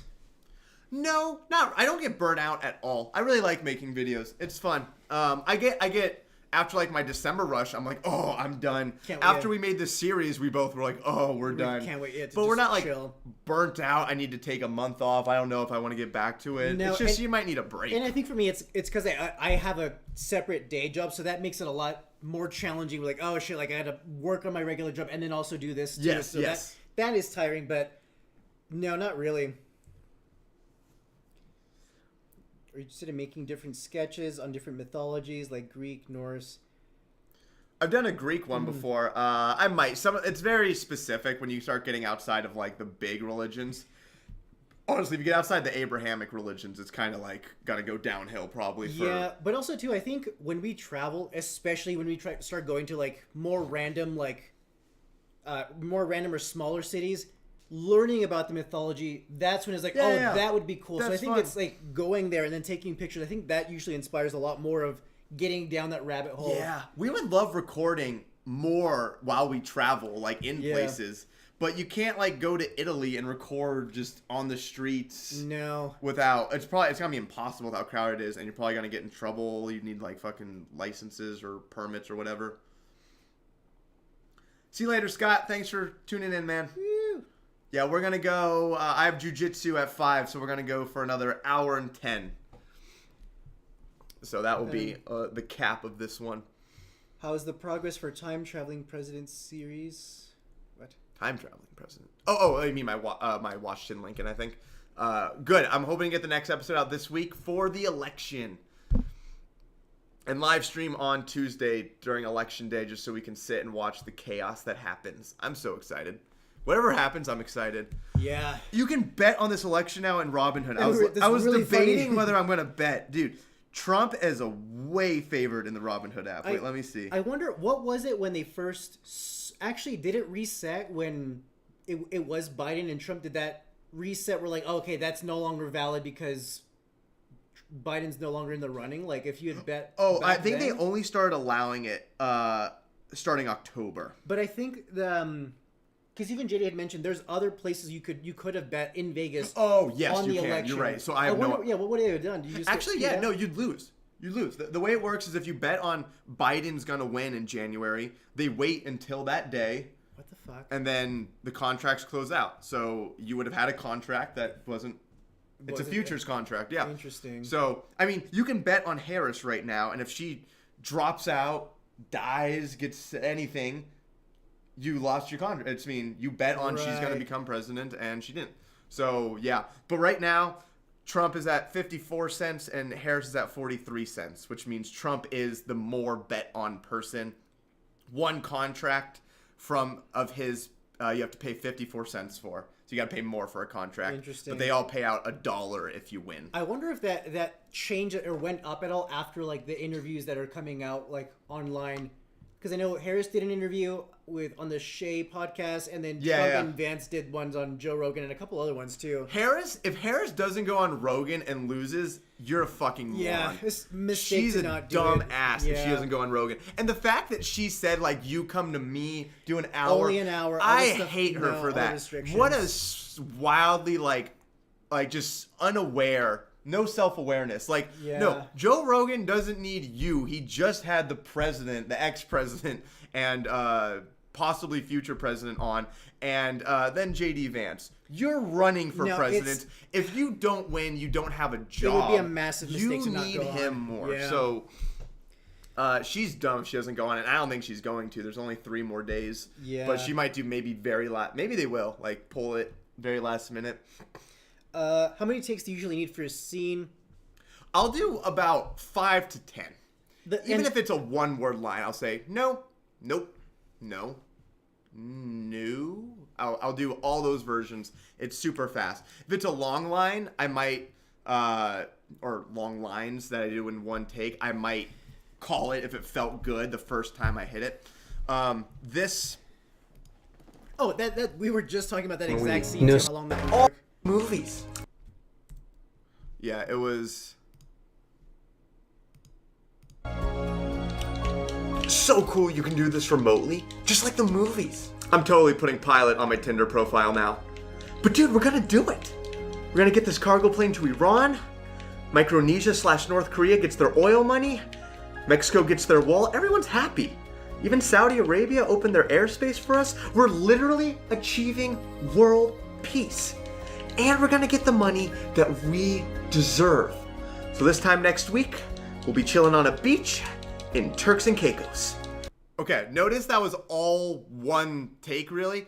And it was a lot of things to say. Now, I have the script up on my laptop while I'm doing this, so I could read the lines. But I didn't just stare at the computer because it looks very much like I'm reading, and it's not real, and he obviously has to look away.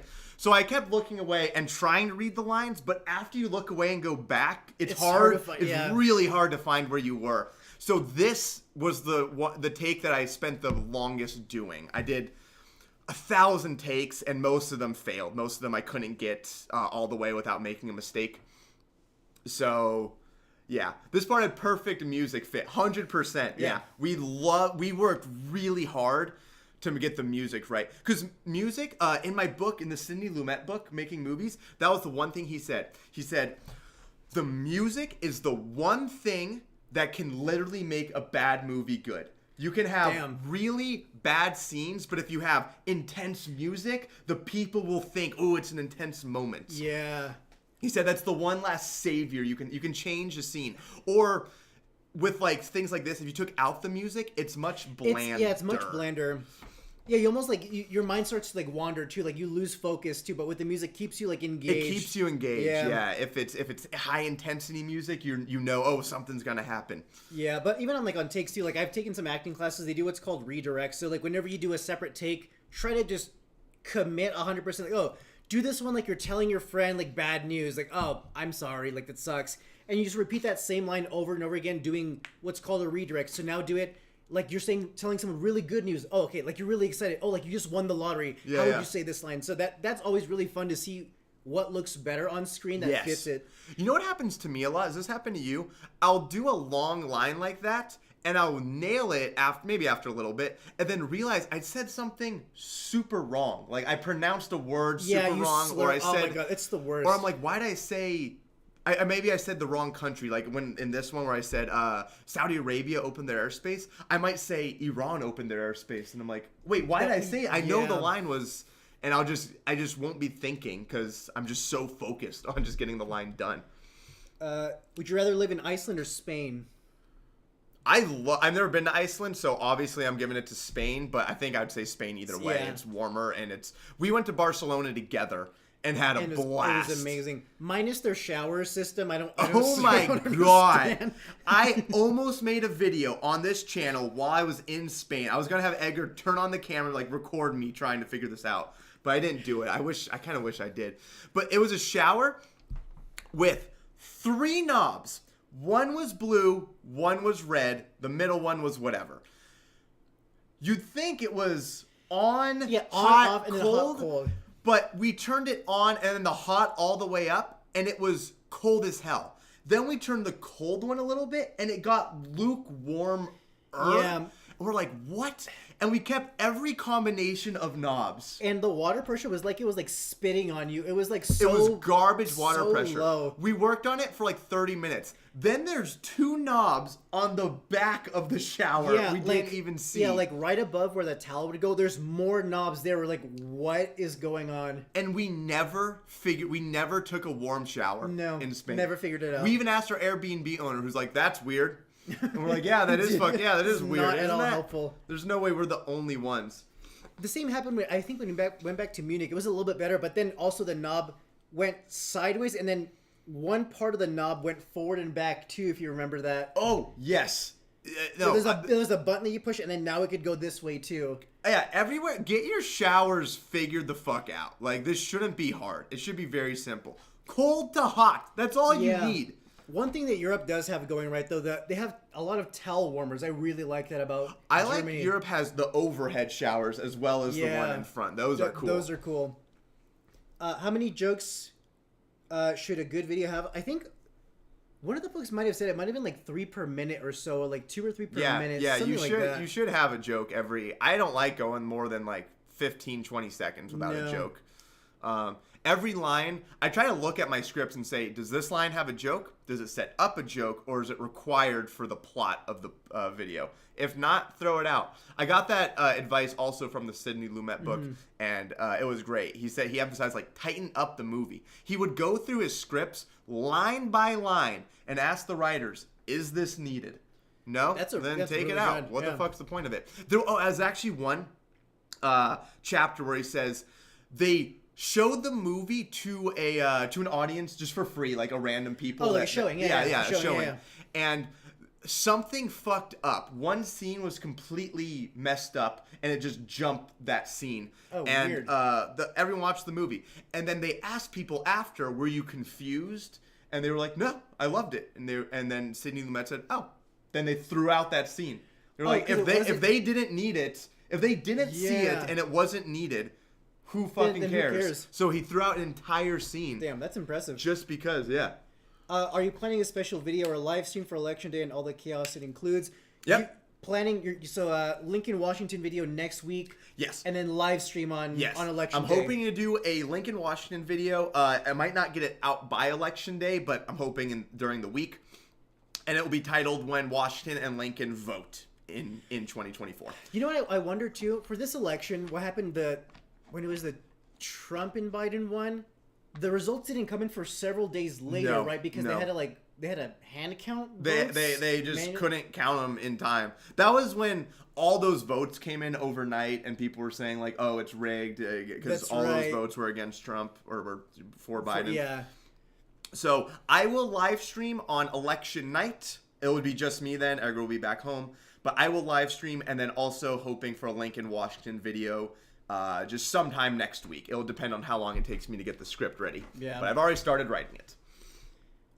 It's because of the mail-in votes. Yeah, I mean, but mail-in votes have been a thing for the past several Yeah, elections, and we that's- didn't have to wait. That's interesting that mail-in votes don't have to be received by election I think day. they have to be received within 4 days after the election. What? So, as in, you can mail in your ballot basically on election day or before, and But- possibly have it still be counted. Then why not have election day on the last day that you can receive them? That Yeah, doesn't yeah. make Why not any have mail-in sense. end on the 1st or something? I don't know, but I think. That's really, yeah, that doesn't make any sense. And it's always on a Tuesday. Is that what it is? Election. Yeah. It's always on Tuesday, which is weird, random. Why not on a weekend? yeah. Why not on a weekend when people can Yeah, vote? make a party out of it. Yeah, exactly. Make it fun. But yeah, live stream on election night. We'll just watch the chaos together. It will be fun. I'm excited. I don't care what happens. I'm excited to watch. Yeah, I think it'll be want to fun. see it. Yeah, me too. It'll be fun.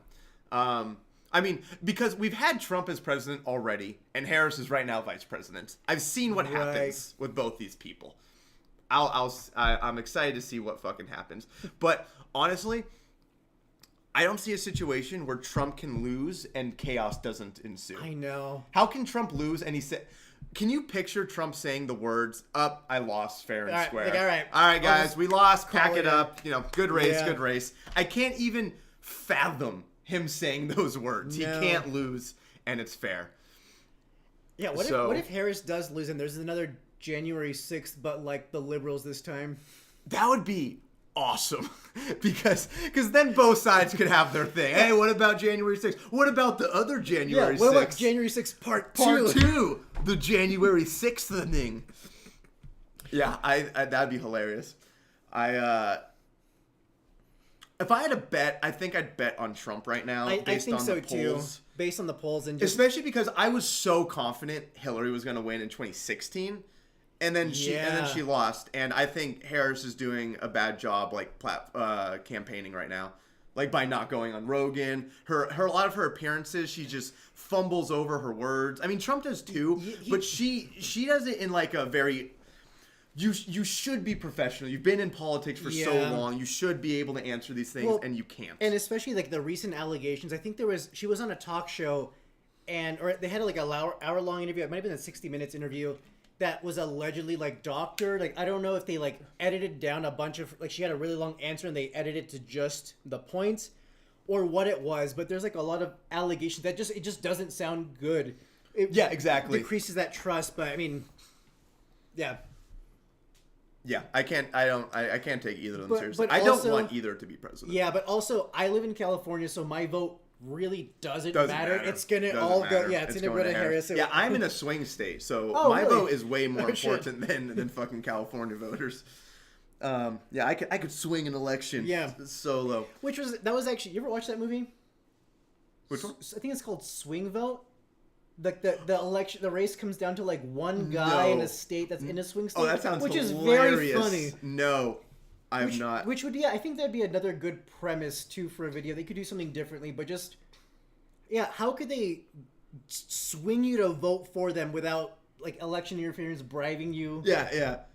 It's I know. interesting. It reminds me of the South Park episode where they tell Stan his vote is so important, and then he finally votes, and it's like not even close at the end. Didn't matter. I'm in Nevada, so yeah, I'm in one of the swing states.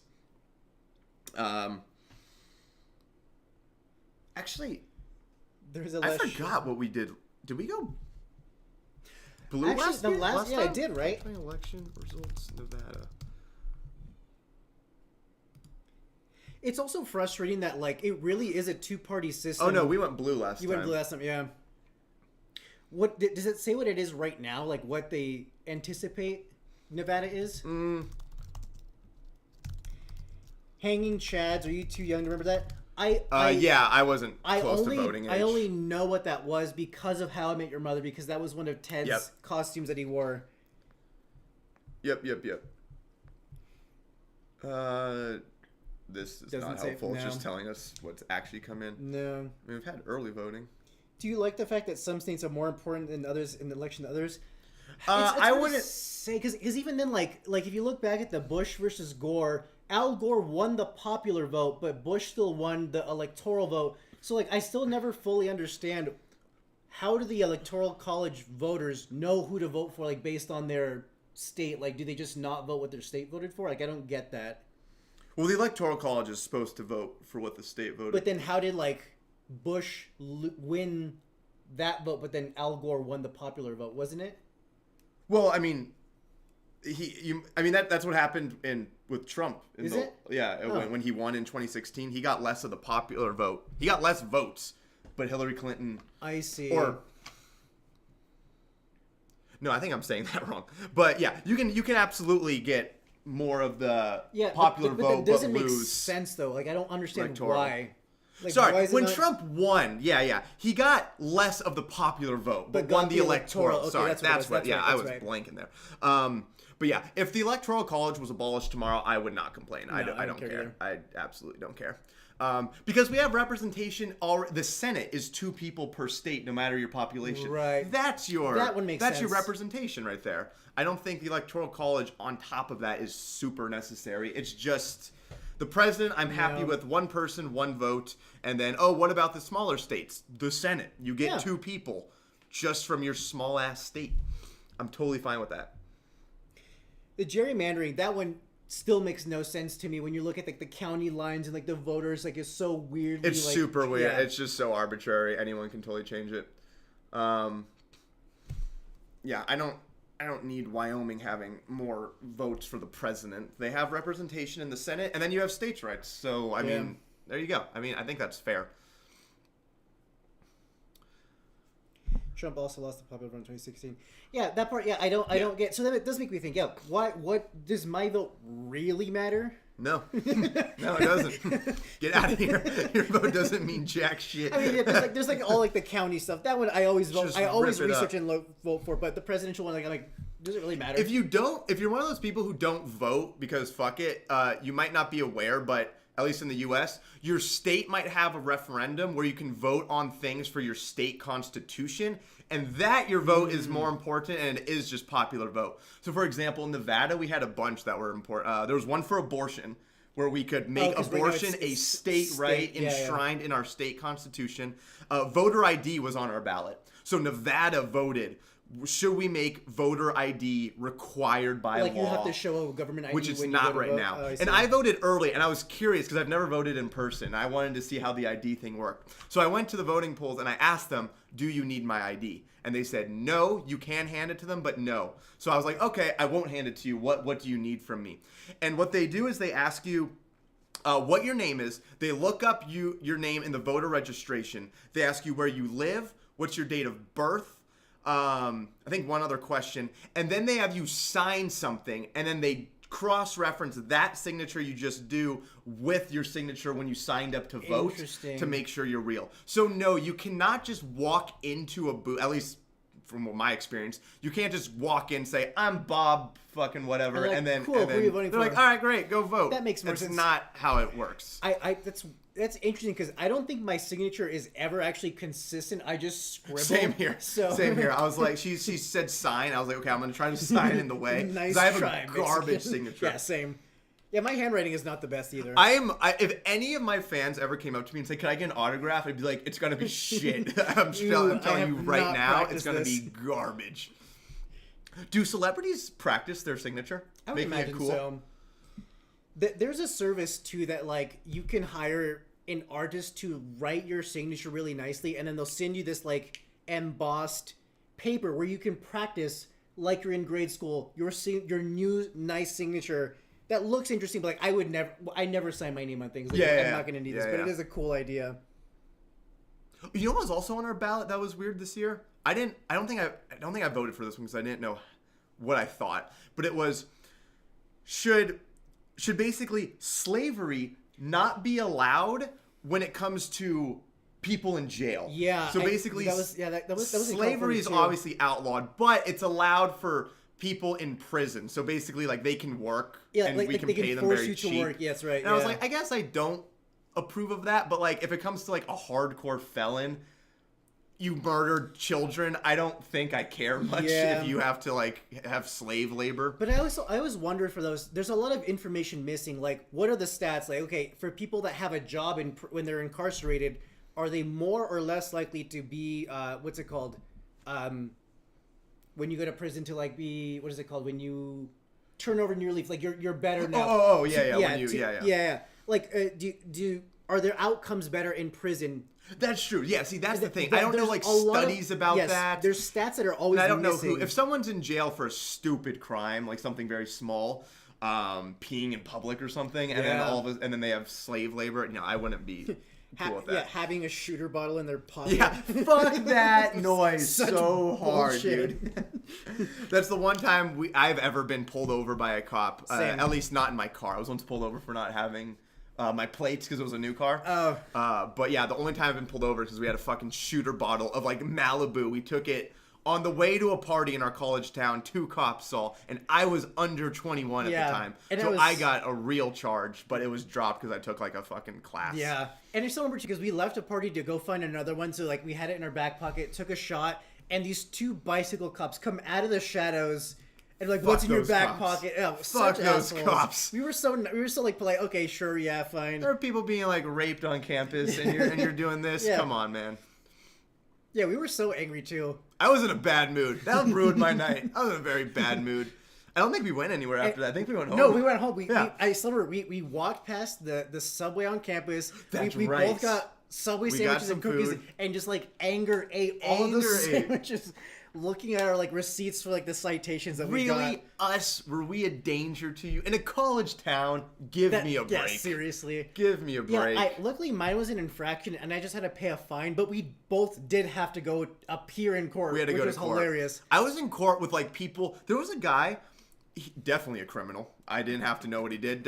He had like skull and crossbone t-shirts in a courtroom setting and just looked like fucking like sketchy, like a beanie on. Really, holy shit. Yeah, I remember you dressed up like you wore I a was shirt in a tie. You were in business I was like, attire. hello, little old me, just in court. Yeah. And I was the first one called up. That's right. Like, Zach, please rise. And I'm like, hi, I am innocent. Yeah, because I think ours were on the same day, similar times, and I dropped you off downtown and went to mine, and then you walked back and saw mine. Yes, I watched which was ridiculous too.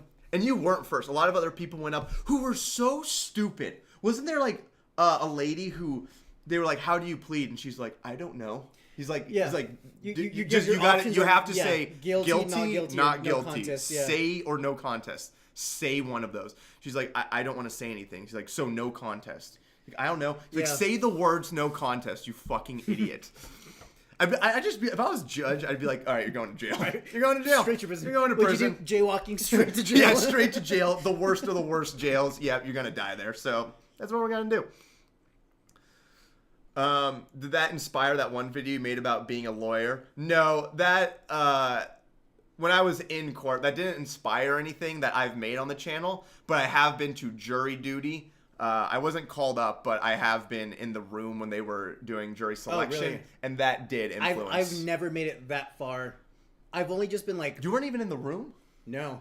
It's been, yeah, I think that So what happened? years ago. I just have to call in and check online, and then I just and you get weren't dismissed. called? Yeah, I very called, lucky. yeah, same. I called in the night before. If you've seen my video, it's exactly what happened to me. I had to call in the night before, and they said, yeah, get your ass over here to the courtroom at like 7 a.m. It was an all-day thing. Damn. And then you're in this room with like 100 people. Nah, it's probably 50. And then they call 12 random people up, plus 2 alternates, ask them all these questions. Then the lawyers ask them all these questions. And then... the lawyers can dismiss anyone they want. So you I have see. 12, you have 14 up. Maybe they'll dismiss 5. So they and just- now you got to bring 5 new ones up. Ask all the questions again. Damn, it's just to like understand if you have biases that Yes. that could influence, like Yes. if you're gonna go into this case already making up your mind about the Exactly. circumstances. So mine was a that drunk. makes sense. Mine was a drunk driving case, and they would ask things like, "Have you known someone who died from a drunk driver?" And many people said yes, so they were immediately dismissed because Damn. they're gonna have bias. Some people said like, I have work kind of thing, and you are required to still be at jury duty, but sometimes the lawyers are nice enough to say, all right, well, that's get cool, out of yeah. here. I know I have 2 kids and I'm a single mom, so Damn. they're nice enough to let them And go. even then, most workplaces will like pay a little bit, but it's like not your normal salary because it's a civic duty. It's like, yeah, I know, but like I still need money. Yeah, exactly. Like, guys, and you get paid for jury duty, but shit, I think it's like 15 a day or something like that. Yeah, you at least get like food and Yeah, that's You can not get at all worth reimbursed. Super fucking annoying. I hate jury. So when I went, I was like, at least be a cool case, like a murder case or Yeah, like serial murder. killer. But no, Yeah, it was bank it was a robbery. drunk driving, and it wasn't even drunk. It was tipsy. He was swerving a little, and then no one was hurt. Nothing like that. Oh, what then? Really? It was just he was just swerving, got caught. I think he took a breathalyzer. It was above the limit, and boom. No one has to get hurt. You're still in trouble. Do you ever get recognized in public? Yes, I've been recognized. I would guess 25 times or so. It's a decent amount now, and it's happened all over the world. I've been recognized in Thailand, in Rome, here in Vegas, in San Francisco. in San Francisco. Yeah. But yeah, I've been recognized in out and about. Munich of all places too. When you were in So Oktoberfest, we random. were sitting down eating dinner. The guy walked by me like, really "Are you funny. Zach Starr? What are you doing here?" But it's for mostly for your main channel, right? Yeah, it's a lot of the educational. People will say, "Oh, it's Which that makes total sense too. 100%." I was recognized at jiu-jitsu by someone who's in middle school. He's like, "Dude, I watch your channel," and I just assumed it was the educational one. And I was like, "Really? Can you follow the videos?" And he's like, "Yeah." And then he commented later that day on the comedy channel, like, "Hey man, it's me. It was nice meeting you." I'm like, "Oh, the comedy." That's really funny. He's like 7th grade. I thought that was awesome. But yeah, it was the youngest person to ever recognize me. I was in a jury duty for predators. It was awful. God, for ones that are like that, for like For what? Oh, for a pedophiles, predator? predators, Oh. like how do they screen out for bias? Like That must be like, tough. What are your thoughts on predators? Like, Yeah. I don't know. They're all right, I guess. They're kind of cool. All right, Like, you can I stay. can see how someone would do that. You I can guess. stay. Yeah. Yeah, that must be really hard to screen for like unbiased jurors for that. No, it must be tough for like the cases with high-profile people, P. Diddy, Trump. How do they get an unbiased P. Diddy jury? I mean, even for like, what was the big one? The OJ case. Like those jurors had to be sequestered, live in like a secluded apartment complex or like hotel for the entire trial. Yes. I mean, the ideal goal with a trial is to get a jury that has no clue about anything. Yeah, and they're not influenced by what's going on outside, No what's social coming media, out. nothing. You have an educational channel? Yeah, it's called Zach Starr. Just drop the himself.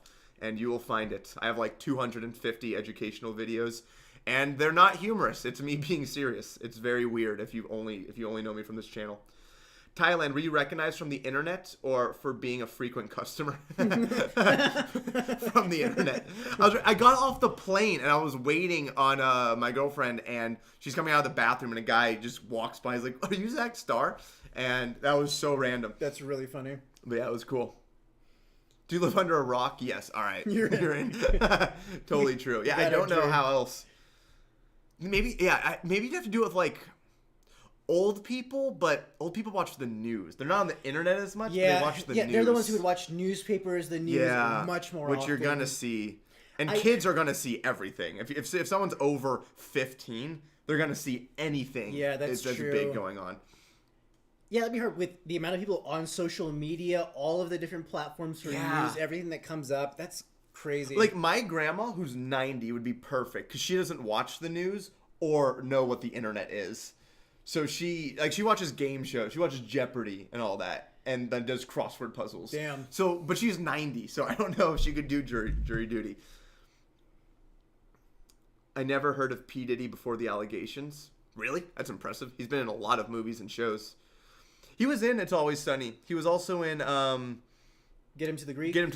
That was Jonah Hill. Ones, yeah. He's made appearances in a lot. It's very interesting. I wonder what those people think. Yeah. And I think when he was in Get Him to the Greek, that was actually like kind of what he is in real life. Like he's a really big record producer. Yeah. Was a musician, I think, for a long time. I don't know if he was active nearly as much. Yeah. When I found your educational channel, I did a double take. Yeah, I get people commenting. They'll say like, "This sounds like that Zach Starr dude," and then they'll see the channel name and be like, "Oh, what the fuck?"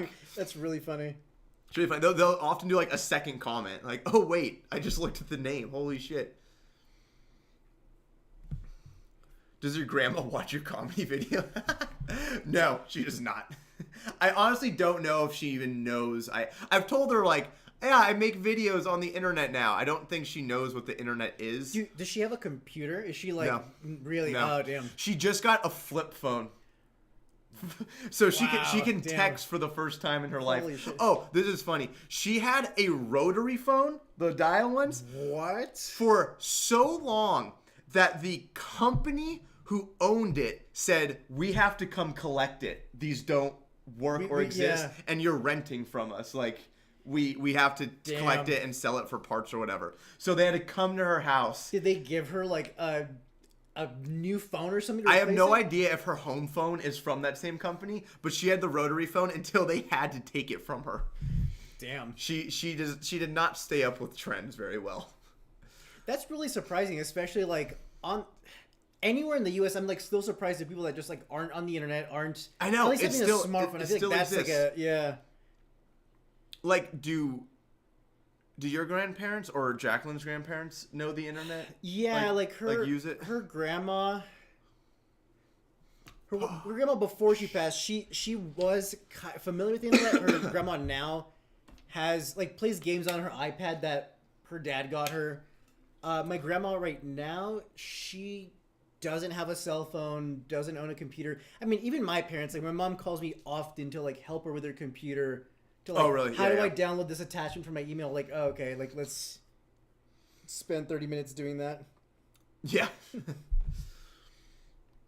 I like the educational channel. I'd like to see more videos on probability. Yeah, probability is fun. Dude, the video I just did on probability, oh my god, those comments are hilarious.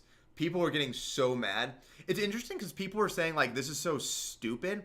Those comments are dumb because no, it's not. It's a really tough. It's the stuff I was telling you about. The coins with both hands. Yeah, if you don't know, yeah. Because it's a very fair question. You might say like, oh, it's just in the wording. Yeah, which makes it complex. It shows how probability is very, very strange. Get a replacement rotary phone.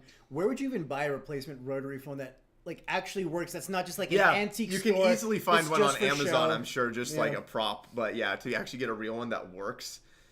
I don't know how their connection physically, if it's the same wire as There's like, no way it's the same wire. like, because you can still talk through them. Unless it's a retro rotary phone where like they modernize the internals, but just the outside of it looks like a rotary phone.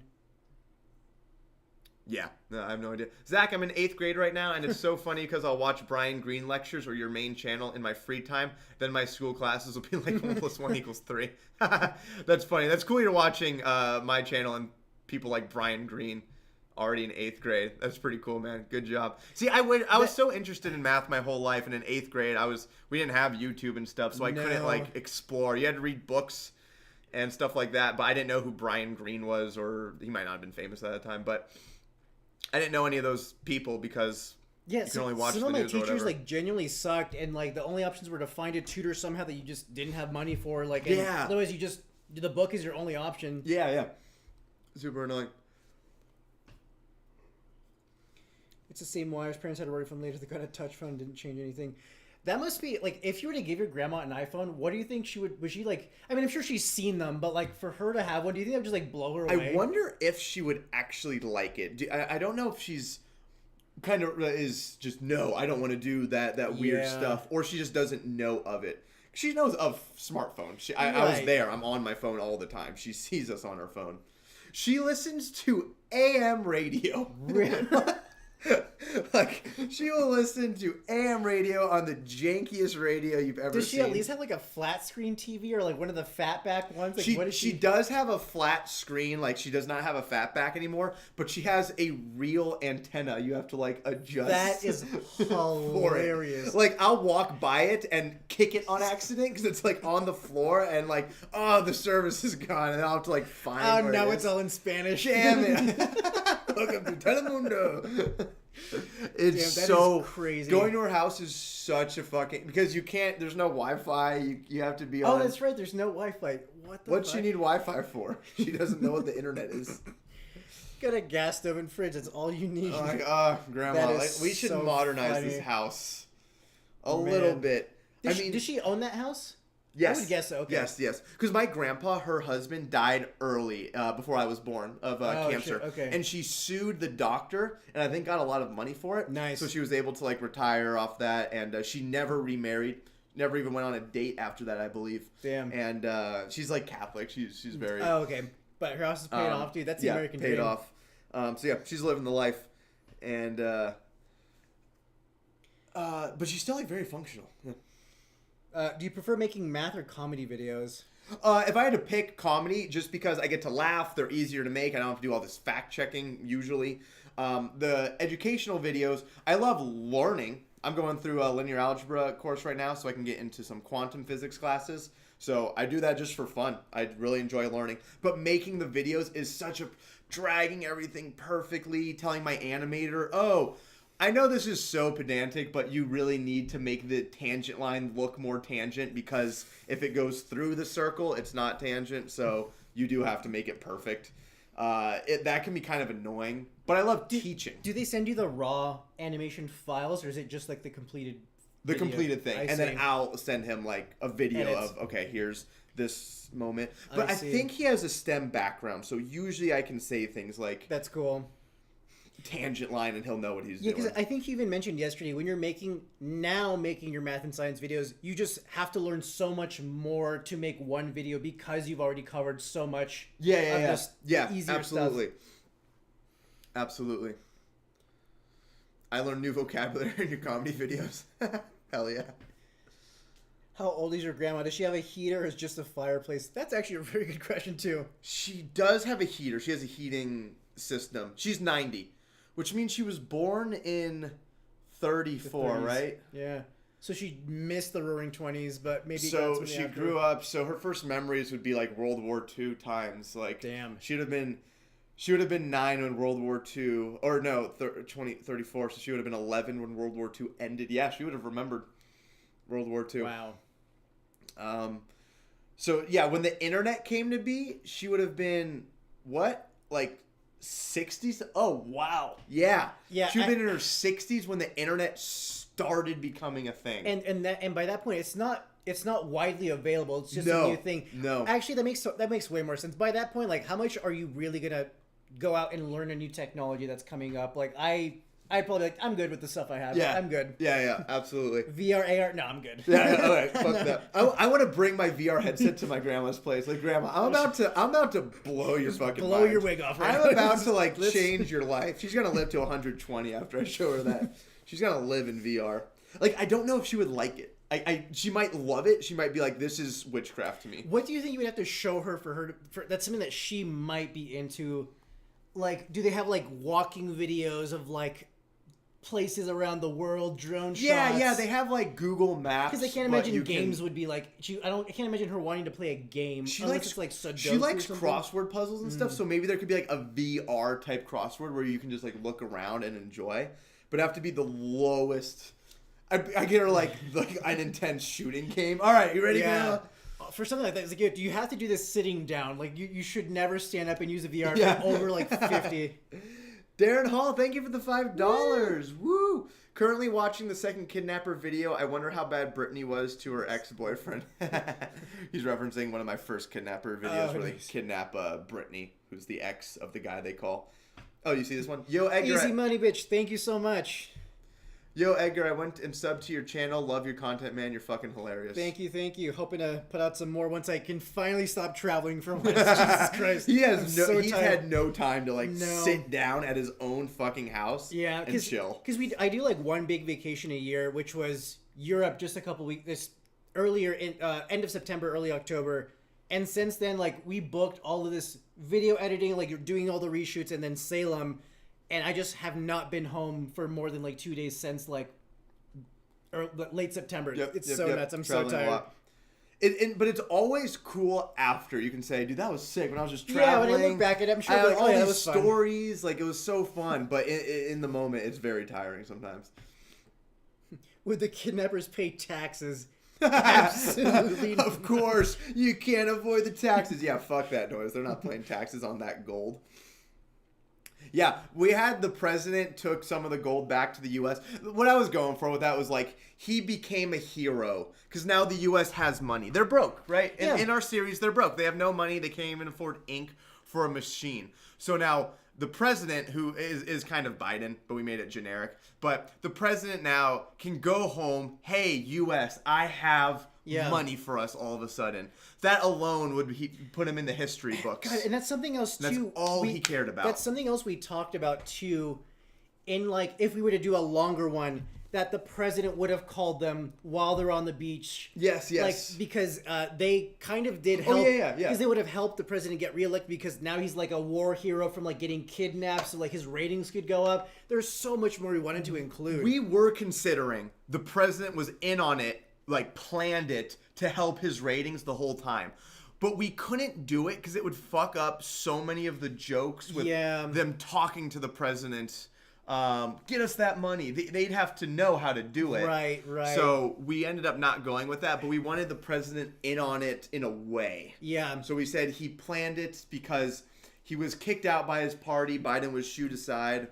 So it was fitting. Yeah. It was fitting. But also, too, like, in real life, like, if a president were to be a part of a major, like, monetary gain like that, like, that's what they would want to do. They would want to bring it back for the country to help. Like, that's something they would actually want to do. Yes. So that is being true to the president character. We could do a spin-off we thought of would be funny of the kidnappers trying to turn that gold into money and like having trouble like going to the bank. Like going to a restaurant with a block of gold. Like, I would like a burger, please. They're like, we don't take gold. It's like, you don't take gold. Do you know how much this is fucking worth? Trump was talking about getting rid of income taxes because it cost way more to collect taxes than the amount of taxes that were collected, so it was a net loss for the country. I don't get how you can do that. Is that true? He was talking. I think he's just trying to buy votes with that. Yeah, there's no way he can do that. When Joe Rogan asked him about that, and he responded to that, I wasn't convinced that this was an actual like, oh yeah, this is like on my platform. Yeah, I'm gonna try to do this. I wasn't totally convinced, but if he did, oh my god, I could finally afford to live in California. Yeah, exactly. Finally, oh my god, be a little cheaper. I can upgrade my avocado toast. First of all, he can't do it on his own. You need all of Congress, and if one house has even one more Democrat than Republican, or there's one Republican who's on the fence, you're not going to get that passed. Could states suddenly decide, okay, they got rid of income tax, so now I'm going to raise my state's tax? States can raise their taxes whenever they want, as long as, again, there has to be like a vote of the state Congress. The states function just like the federal government in a way. They have a House, they have a Senate, they have a president, which is the governor. That's something that's upsetting about California, because there's always like this surplus in taxes that they collected, like several billions. Like, cool, I know. give it back. Give me my money back. You What assholes. are we doing? God. I moved to Nevada because we don't have state taxes. It's very nice because gambling's legal here, so all the gambling profits, they have to pay extra in taxes. Yeah, and I stayed in California just because I love the weather. Like, I can't not have nice weather. Even though it's stupid expensive, I might never afford a home, but I just like the weather. Yeah, someone said he wanted to get rid of taxes and replace them with a 15% tariff on all imports. I don't know. I'm not an expert in economics, but every time I read about economics, which I really do, tariffs are not a good idea. They can be, but you're basically going to make it so everything else we buy from all over the world is more expensive. And now, yeah, it might make jobs here, but those jobs will be at American prices, which are going to be higher than we can afford. That's true. I've seen instances, for example, people have put tariffs on us before because we subsidized our farming industry, and it made all our exports like corn and soybeans much cheaper, and all these countries were like being undercut, so they put tariffs on us. So there are reasons tariffs can be good, like if China's undercutting all this, they're the specific example that he gave too was around China setting up plants in Mexico to build electric cars to then import them into the U.S. to avoid expensive tariffs. But that would hugely undercut a lot of the U.S. market, which is like good for consumers that you can buy cheaper cars that are electric, maybe better for the environment. Who really knows? But it would fuck over every economist I see is like, you put a tariff, the customers in the U.S. will charge more. If we put a tariff on China, super high, Chinese goods are now more expensive. So, maybe U.S. jobs, but what are those jobs going to create? Products that are more expensive than they would have been if we bought them in China. Yeah. So you're going to still have more expensive products here. And also, it does slow spending, which is true. Like, it would make everything else more expensive. But then that's more money on the individual person. Then the individual can decide, okay, I can either keep more of my money by spending less, or just still want my same luxuries or foods and stuff. So there is that trade-off. I read a microeconomics book during COVID for fun because I really like economics. And one thing I remember from that was trade is good. If you cut off the world and say we're going to trade within our own country, like if you're just self-sufficient, it is worse. Really? It's mathematically just better to open trade because some countries can do things better than others. You just want to buy things that those countries can make from those countries. I see. It's just better to do that. Yeah. Trade is good with the world. And even like produce, I don't think the U.S. produces I know one of the biggest producers are like wheat and corn, but I don't know what else too. I don't know I don't know exactly what we produce, but I don't think we produce a lot of what we eat. I'm not pro just raise tariffs. And if everyone's taxes are gone, won't everything just get... If I don't have to pay taxes, I'm about to spend a lot more. Yeah. Everyone's going to do the same. I'm going to go on more vacations. Awesome. But now all those things will have more demand. Price will go up proportionally. True. And I don't know how that would be good. I guess would flights then be more expensive because then TSA is a federally funded position that now they need to cut, like, airport securities now need to hire their own security, which means now flights are more expensive. Like, I always wonder that too. It's just too big a change where I'd be like, I don't know what's about to happen. The book that you let me borrow, that's a really good book in breaking down some of those things. It's not simple. There's always a chain reaction, like the making what's it called? Birth control more widely available. Oh, yeah. Yeah, how it actually increases the amount of unwanted births because there's a larger pool of people because the percentage is the same. It's like, that's one of those things that, that makes total sense. Thomas Sowell said it best. There's no solutions. There's only trade-offs. Yeah. You can do whatever you want in the economics. You can raise minimum wage, but then big businesses might be able to pay that, and small businesses can't. So now you hurt small businesses. They did that in '91. I made a video on that, the luxury tax, where all these this Democratic government in the U.S. taxed all these luxury goods like 10% more. Expensive cars, yachts, jewelry, furs, things like that. Okay. And it tanked those businesses because all the rich people were like, all right, we'll buy from somewhere else. So all these machinists and technicians and all these people who built boats lost their jobs, and it was repealed like a year later by the Democrats as well. And it wasn't because, oh yeah, I don't want to tax the rich. I mean, if you say I don't want to tax the rich right now or tax luxury goods, a lot of people would come at you and say like, oh, you're just like, bootlicking? Oh, you just want to help the billionaires? No, it's because I have a nuanced opinion and we've tried this and it didn't fucking work. There's nuance to the world. That's my one biggest annoyance in politics, and that like I think it's good to like experiment and try things genuinely because you think it might work, but if it doesn't work, to be able to say like, you know what, we're sorry, that didn't work. Let's try something else. To be able to own up to it. No one can ever say No that. one can ever annoying. say I was wrong. See you later, Saba Monster. Thanks for tuning in. One of the questions was the last scene the first time you filmed outside without a green screen? Because it was my first time seeing it. That's a good question. Have you what have you done outdoors for your channel? If you go to my day in the life of a climate change activist, you'll see me outside or in a store technically, but I am outside my apartment, not in front of a green screen. I think that's basically it. There's probably like another time where I had like a clip or something really fast, but can't think of if I have at the moment. But yeah, I have been outside my apartment for that video. It is a hassle though, setting up like outdoor shots.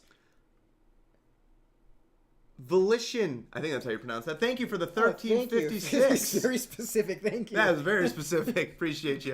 Here's 1356. Anyway, I gotta go. Good boy. See you later. Thank you again. Appreciate it. I feel like I remember the videos. Have you guys collabed a different video before the Kidnappers series? Yes, the Saw. Wait, which one is it? When you're in Saw Trap but don't speak the language. Yeah. Edgar's in that one heavily. He's in that one more than me actually. And then when the sign language interpreter is also an activist.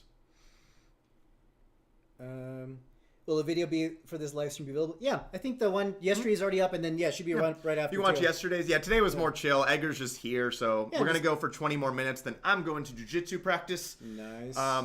But yesterday's we went through the videos, talked about some of the big things behind the scenes, and yeah, that'll stay up. So will this one. But yeah, there you go. Favorite book? Yeah, I think we mentioned that earlier. I just have a lot of like self-help books, like Outliers. Creativity Inc. and Millionaire Fastlane are mine. I recommend Creativity Inc. It's about the founding of Pixar, written by Ed Catmull, or however you pronounce it. Yeah. It's very, very cool. You get to see the whole history. They were owned by Lucasfilms. They had help. They worked with Star Wars. Then Steve Jobs owned them for a while. It's a wild story. Very cool. Which honestly, I still think that like Pixar was the best before they were owned by Disney, and like because they had that separation where when they were making a Toy Story, they didn't like a lot of it. Like Woody was actually a really mean character at first, and I think Buzz Lightyear was also a mean. Yeah. And when they did a lot of the showings, like a lot of the execs were like just ready to push it out. But I'm glad. I think it was Steve Jobs that was like, no, it just doesn't work. It doesn't make sense. Yeah. And they were so, like, they would dig down on all of the storyline and making sure it had a specific, like, feeling. No, you get to see, like, they had to do a few Hail Mary attempts at movies. Like, if this flops, we're done. But then the movies they attempted ended up being Toy Story, The Incredibles, and, like, one other banger. Was it Finding Nemo, right? They talked about it might have been something like that. It was just banger after banger, and it saved them. Do I do jiu-jitsu as well? I used to. I haven't been nearly as much. I have a lot of tattoos and still regularly get tattoos because I'm working on a bodysuit. So there's a larger risk of infection if I have like open like scabs and stuff like that. So not yet, but mostly a lot of like kickboxing, which is a lot less contact. Which belt do I have in jiu-jitsu? I'm still a white belt. I've been at it for about a year and a half now, although I was out for a popped rib for 2 months. But yeah, I've been at it for about a year and a half. I technically have no stripes, but I should at this point, because if there's someone very new on the mat, unless they're very strong or athletic or have wrestling experience, I can usually tap them at this point. But yeah, I can't like tap blue belts yet. Yeah, but usually even for new people, like if they just try to muscle it, you just have to last a little bit till they win themselves, and then you can then you can more easily pin them. Because you learn how to hold someone. If you're on top of someone and they're just pushing you, if you can control their head and their arm, it's amazing what you can do. If you can just get their neck cranked. Your body can't follow if your neck can't. So if you're pushing someone's neck this way, they can't turn this way. So you can have a lot of control over someone if they're on the ground. You just do that. My coach does it to me all the time when I'm playing with him. I'm like trying to move, and he's just like, nope, sorry. And I'm like, fucking hell, like, and it flattens you out. But yeah, I do private lessons with my coach. Is it jujitsu in the bed? Yeah, rear naked choke. Damn right. Emphasis on the naked and the rear.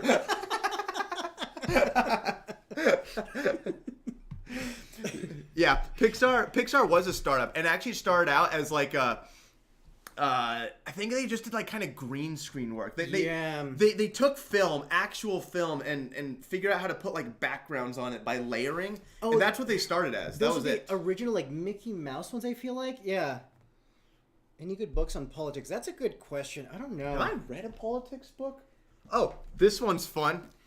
I showed this in the last stream. The Imagineers of War. It's about DARPA, but it talks about a lot of like crazy shit the CIA and other departments really crazy and the government have done. Which is like part of the influence too, even in the third episode, like just some of the crazy shit that the CIA has done that made us want to research it. I will say, if you're an Audible person or an audiobook person, the audiobook version of that is very dense. The reader sucks. She is so monotonous. It's very hard to get through, but the physical book I'd recommend. Oh, really? Yes. Interesting. I didn't know that. Very monotonous. It's so easy to tune out. I did not know that. What's your next video idea you're planning? I have a few in the chamber right now. There's the one Washington and Lincoln vote in 2024, hoping to do this week. I'm doing when Rosa Parks is sitting in your seat. I'm doing when you ask God your purpose, but he responds. When Joseph gets jealous that Mary is pregnant, which was a Discord recommended video. So those are all in the chamber. And then you mentioned the Washington Lincoln one too? Yeah. Okay, yeah. That's right. Do you do gi? I do mostly no gi. My coach at our gym, not my private coach, but the coach at our main gym, has been doing almost all no gi lately. So that's why I haven't gotten a stripe. We've been doing like 6-8 months now of no gi. So no one knows what anyone's belt is anymore. Why they do no gi? People like no gi more. Krav Maga is like actually one of those two where it's just you're in street clothes because it's meant to be like self-defense in the streets with whatever you could do, which I really like. Krav Maga, it's pretty cool. Let me talk about yesterday. Where's assigned seating like a plane? Where is it? The Rosa Parks one in a plane, or is that which one? The Rosa Parks one. When Rosa Parks is sitting in your seat, we'll have multiple locations, and a plane is one of them. She'll be a little scandalous. This guy, I'm so excited for it. Cause this guy's gonna be like, because she's gonna be in the wrong in a way, because it's gonna be all assigned seating. So it'll just be like, no, Rosa, I paid for this seat. Get your ass up. And people all around will be like booing. Boo! It's Rosa Parks. No! I paid for this.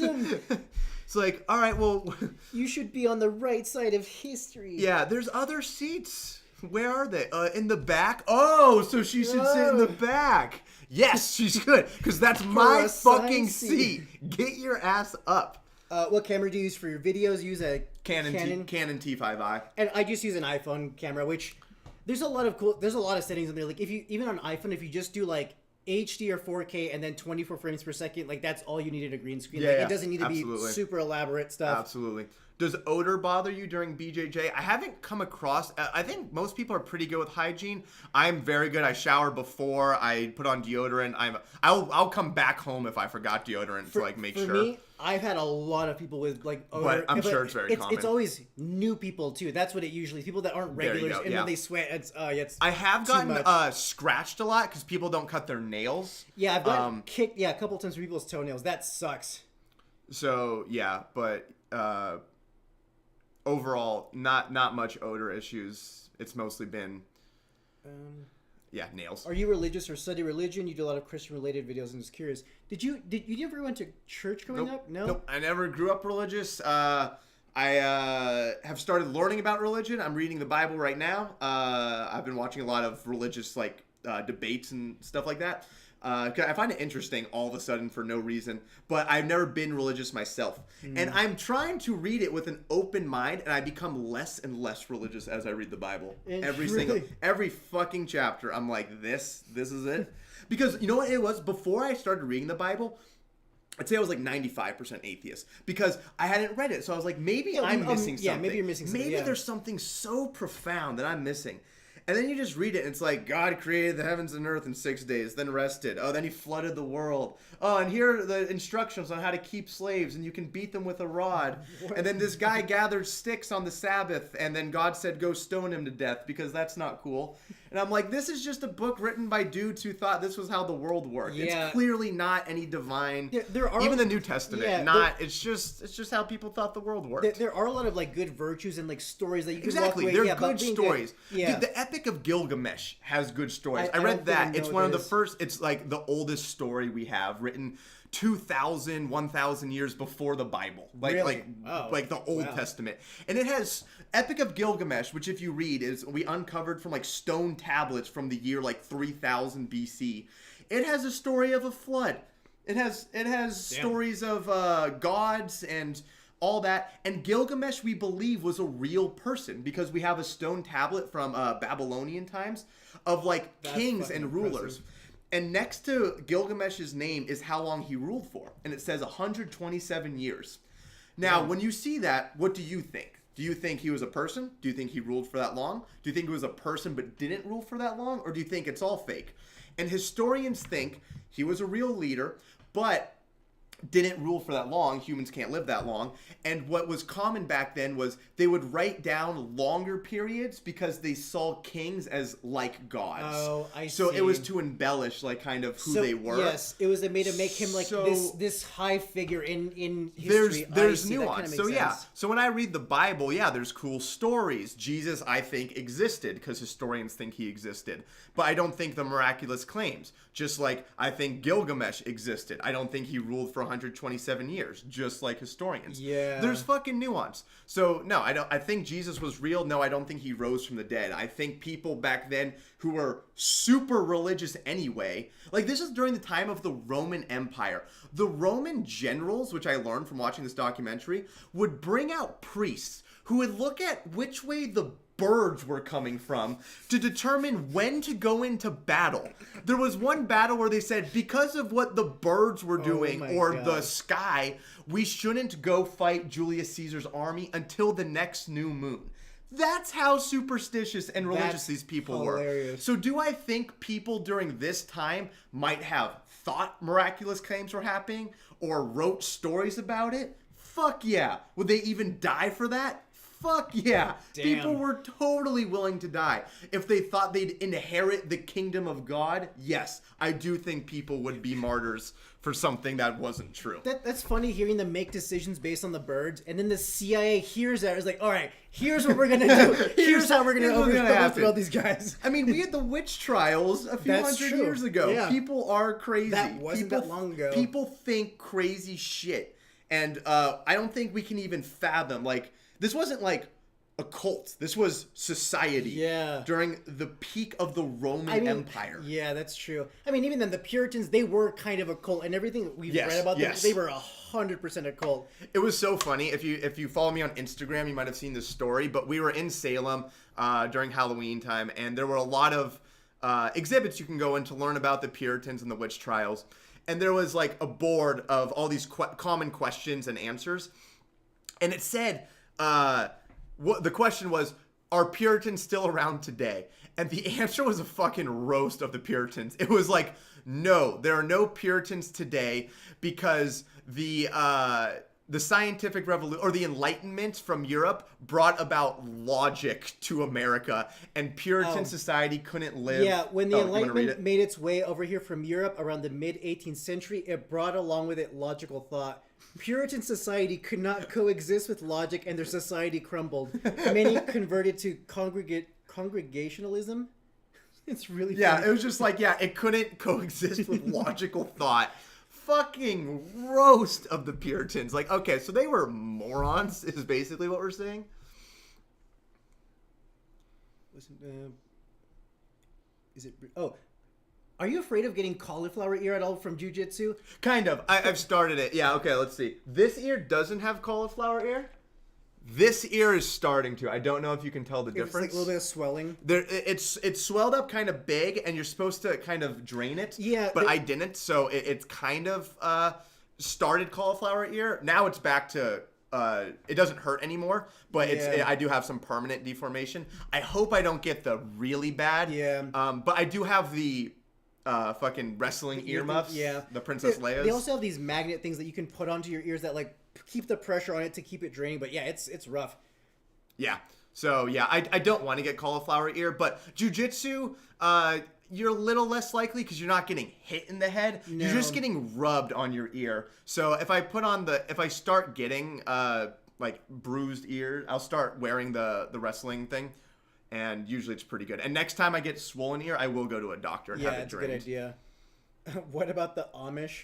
I am very, very curious about the Amish just in general. Like all the cultural beliefs, the lack of the technology, and then when they get to a certain age, they can where they can leave the culture or the society for a while, then come back. Yes, I think that is the rule. You're allowed to go for like a year or two. You can live with someone else, experience Yeah. and then I think the rule is if you leave, if you don't come back, you can never Yes, come back. you're completely excommunicated. That's right. Oh no.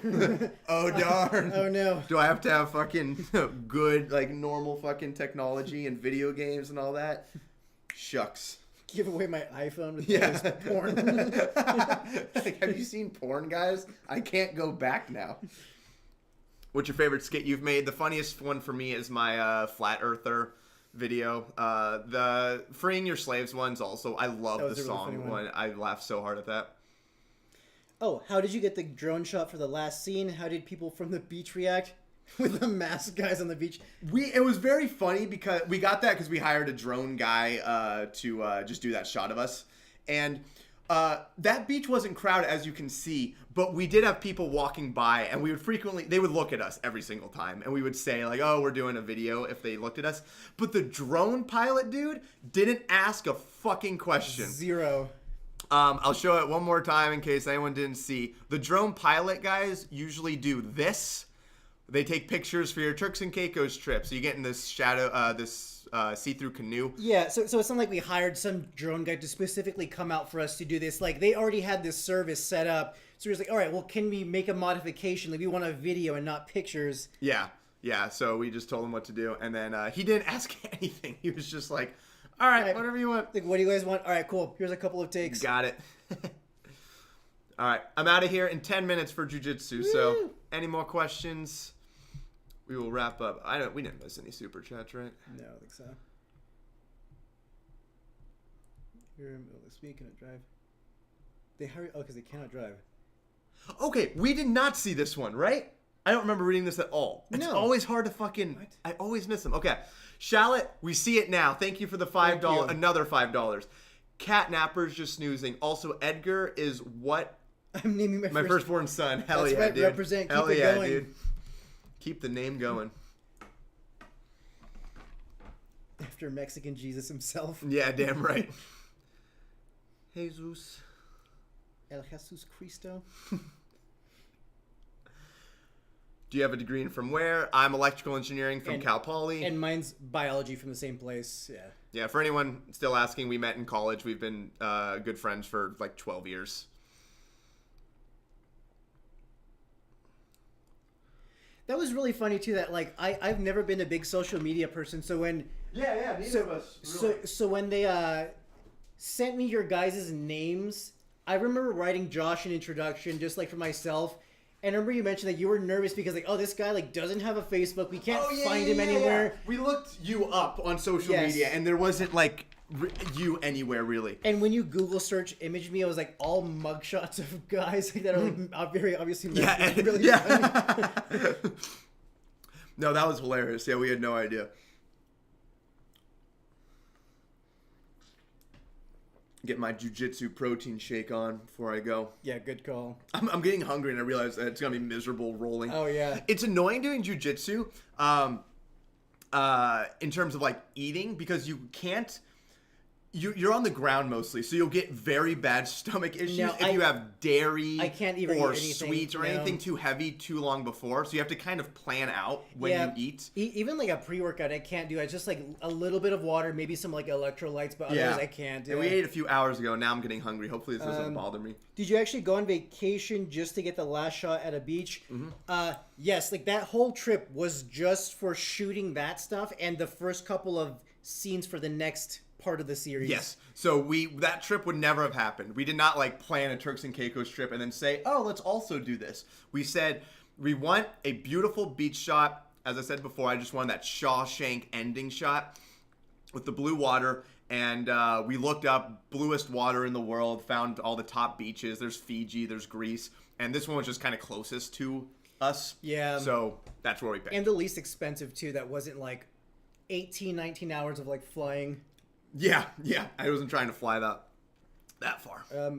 How long did it take before you got popular on YouTube? Actually, that's a good question. Because actually, when you first started doing your main educational channel, that was back when there was no monetization requirements. Like, you posted the first video about computer science? What is computer Mechanical science? engineering. Mechanical engineering.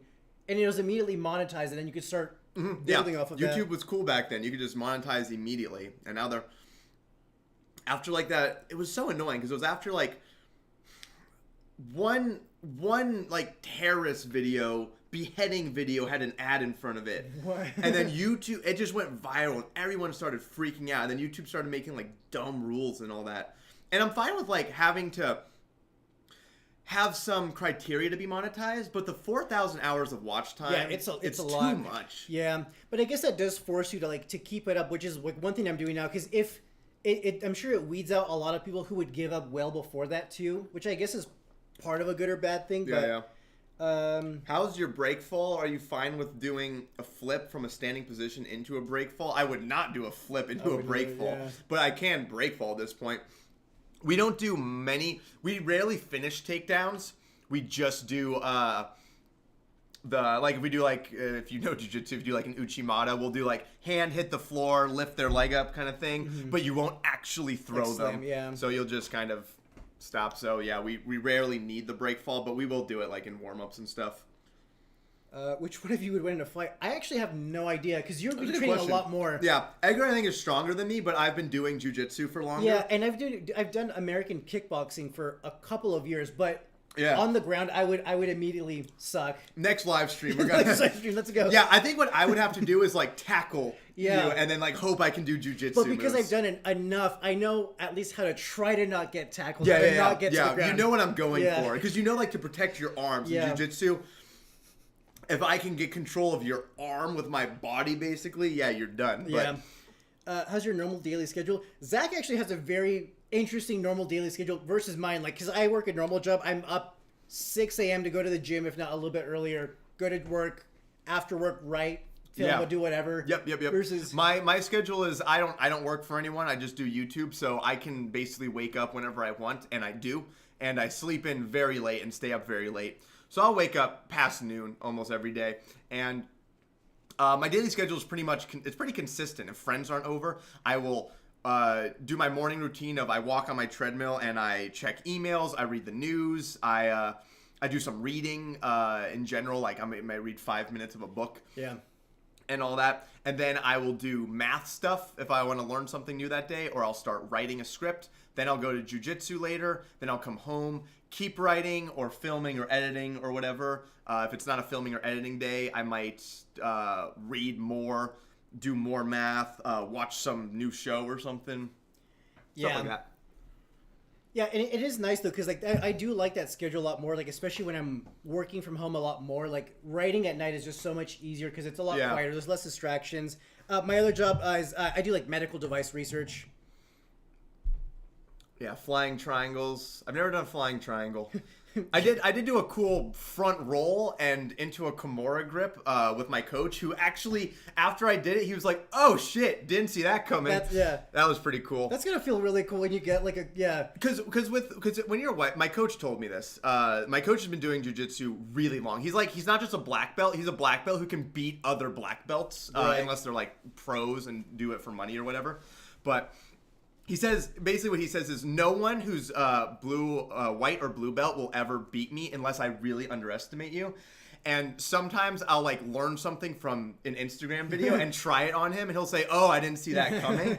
And I've never submitted him or anything, but sometimes I'll surprise him with a move I've seen. That's really funny. funny. So that's where the underestimating. That's He funny, won't expect something he's your like coach, that. because he knows what you know. He knows what I know because he's shown me That's all the really- moves, so that's really he funny. knows what's coming.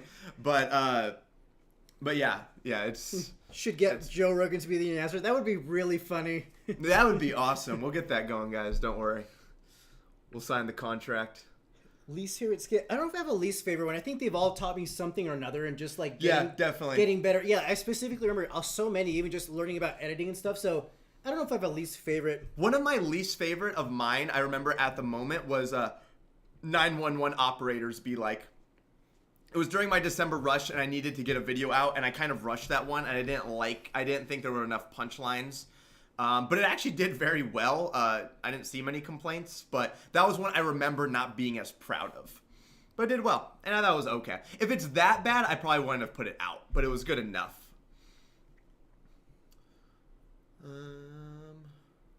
Do more skits with P. Diddy. They are too funky. I'll definitely do more, especially when his trial comes up. Yeah, this is gonna be like a long. It should be a long trial, and I think it starts in May.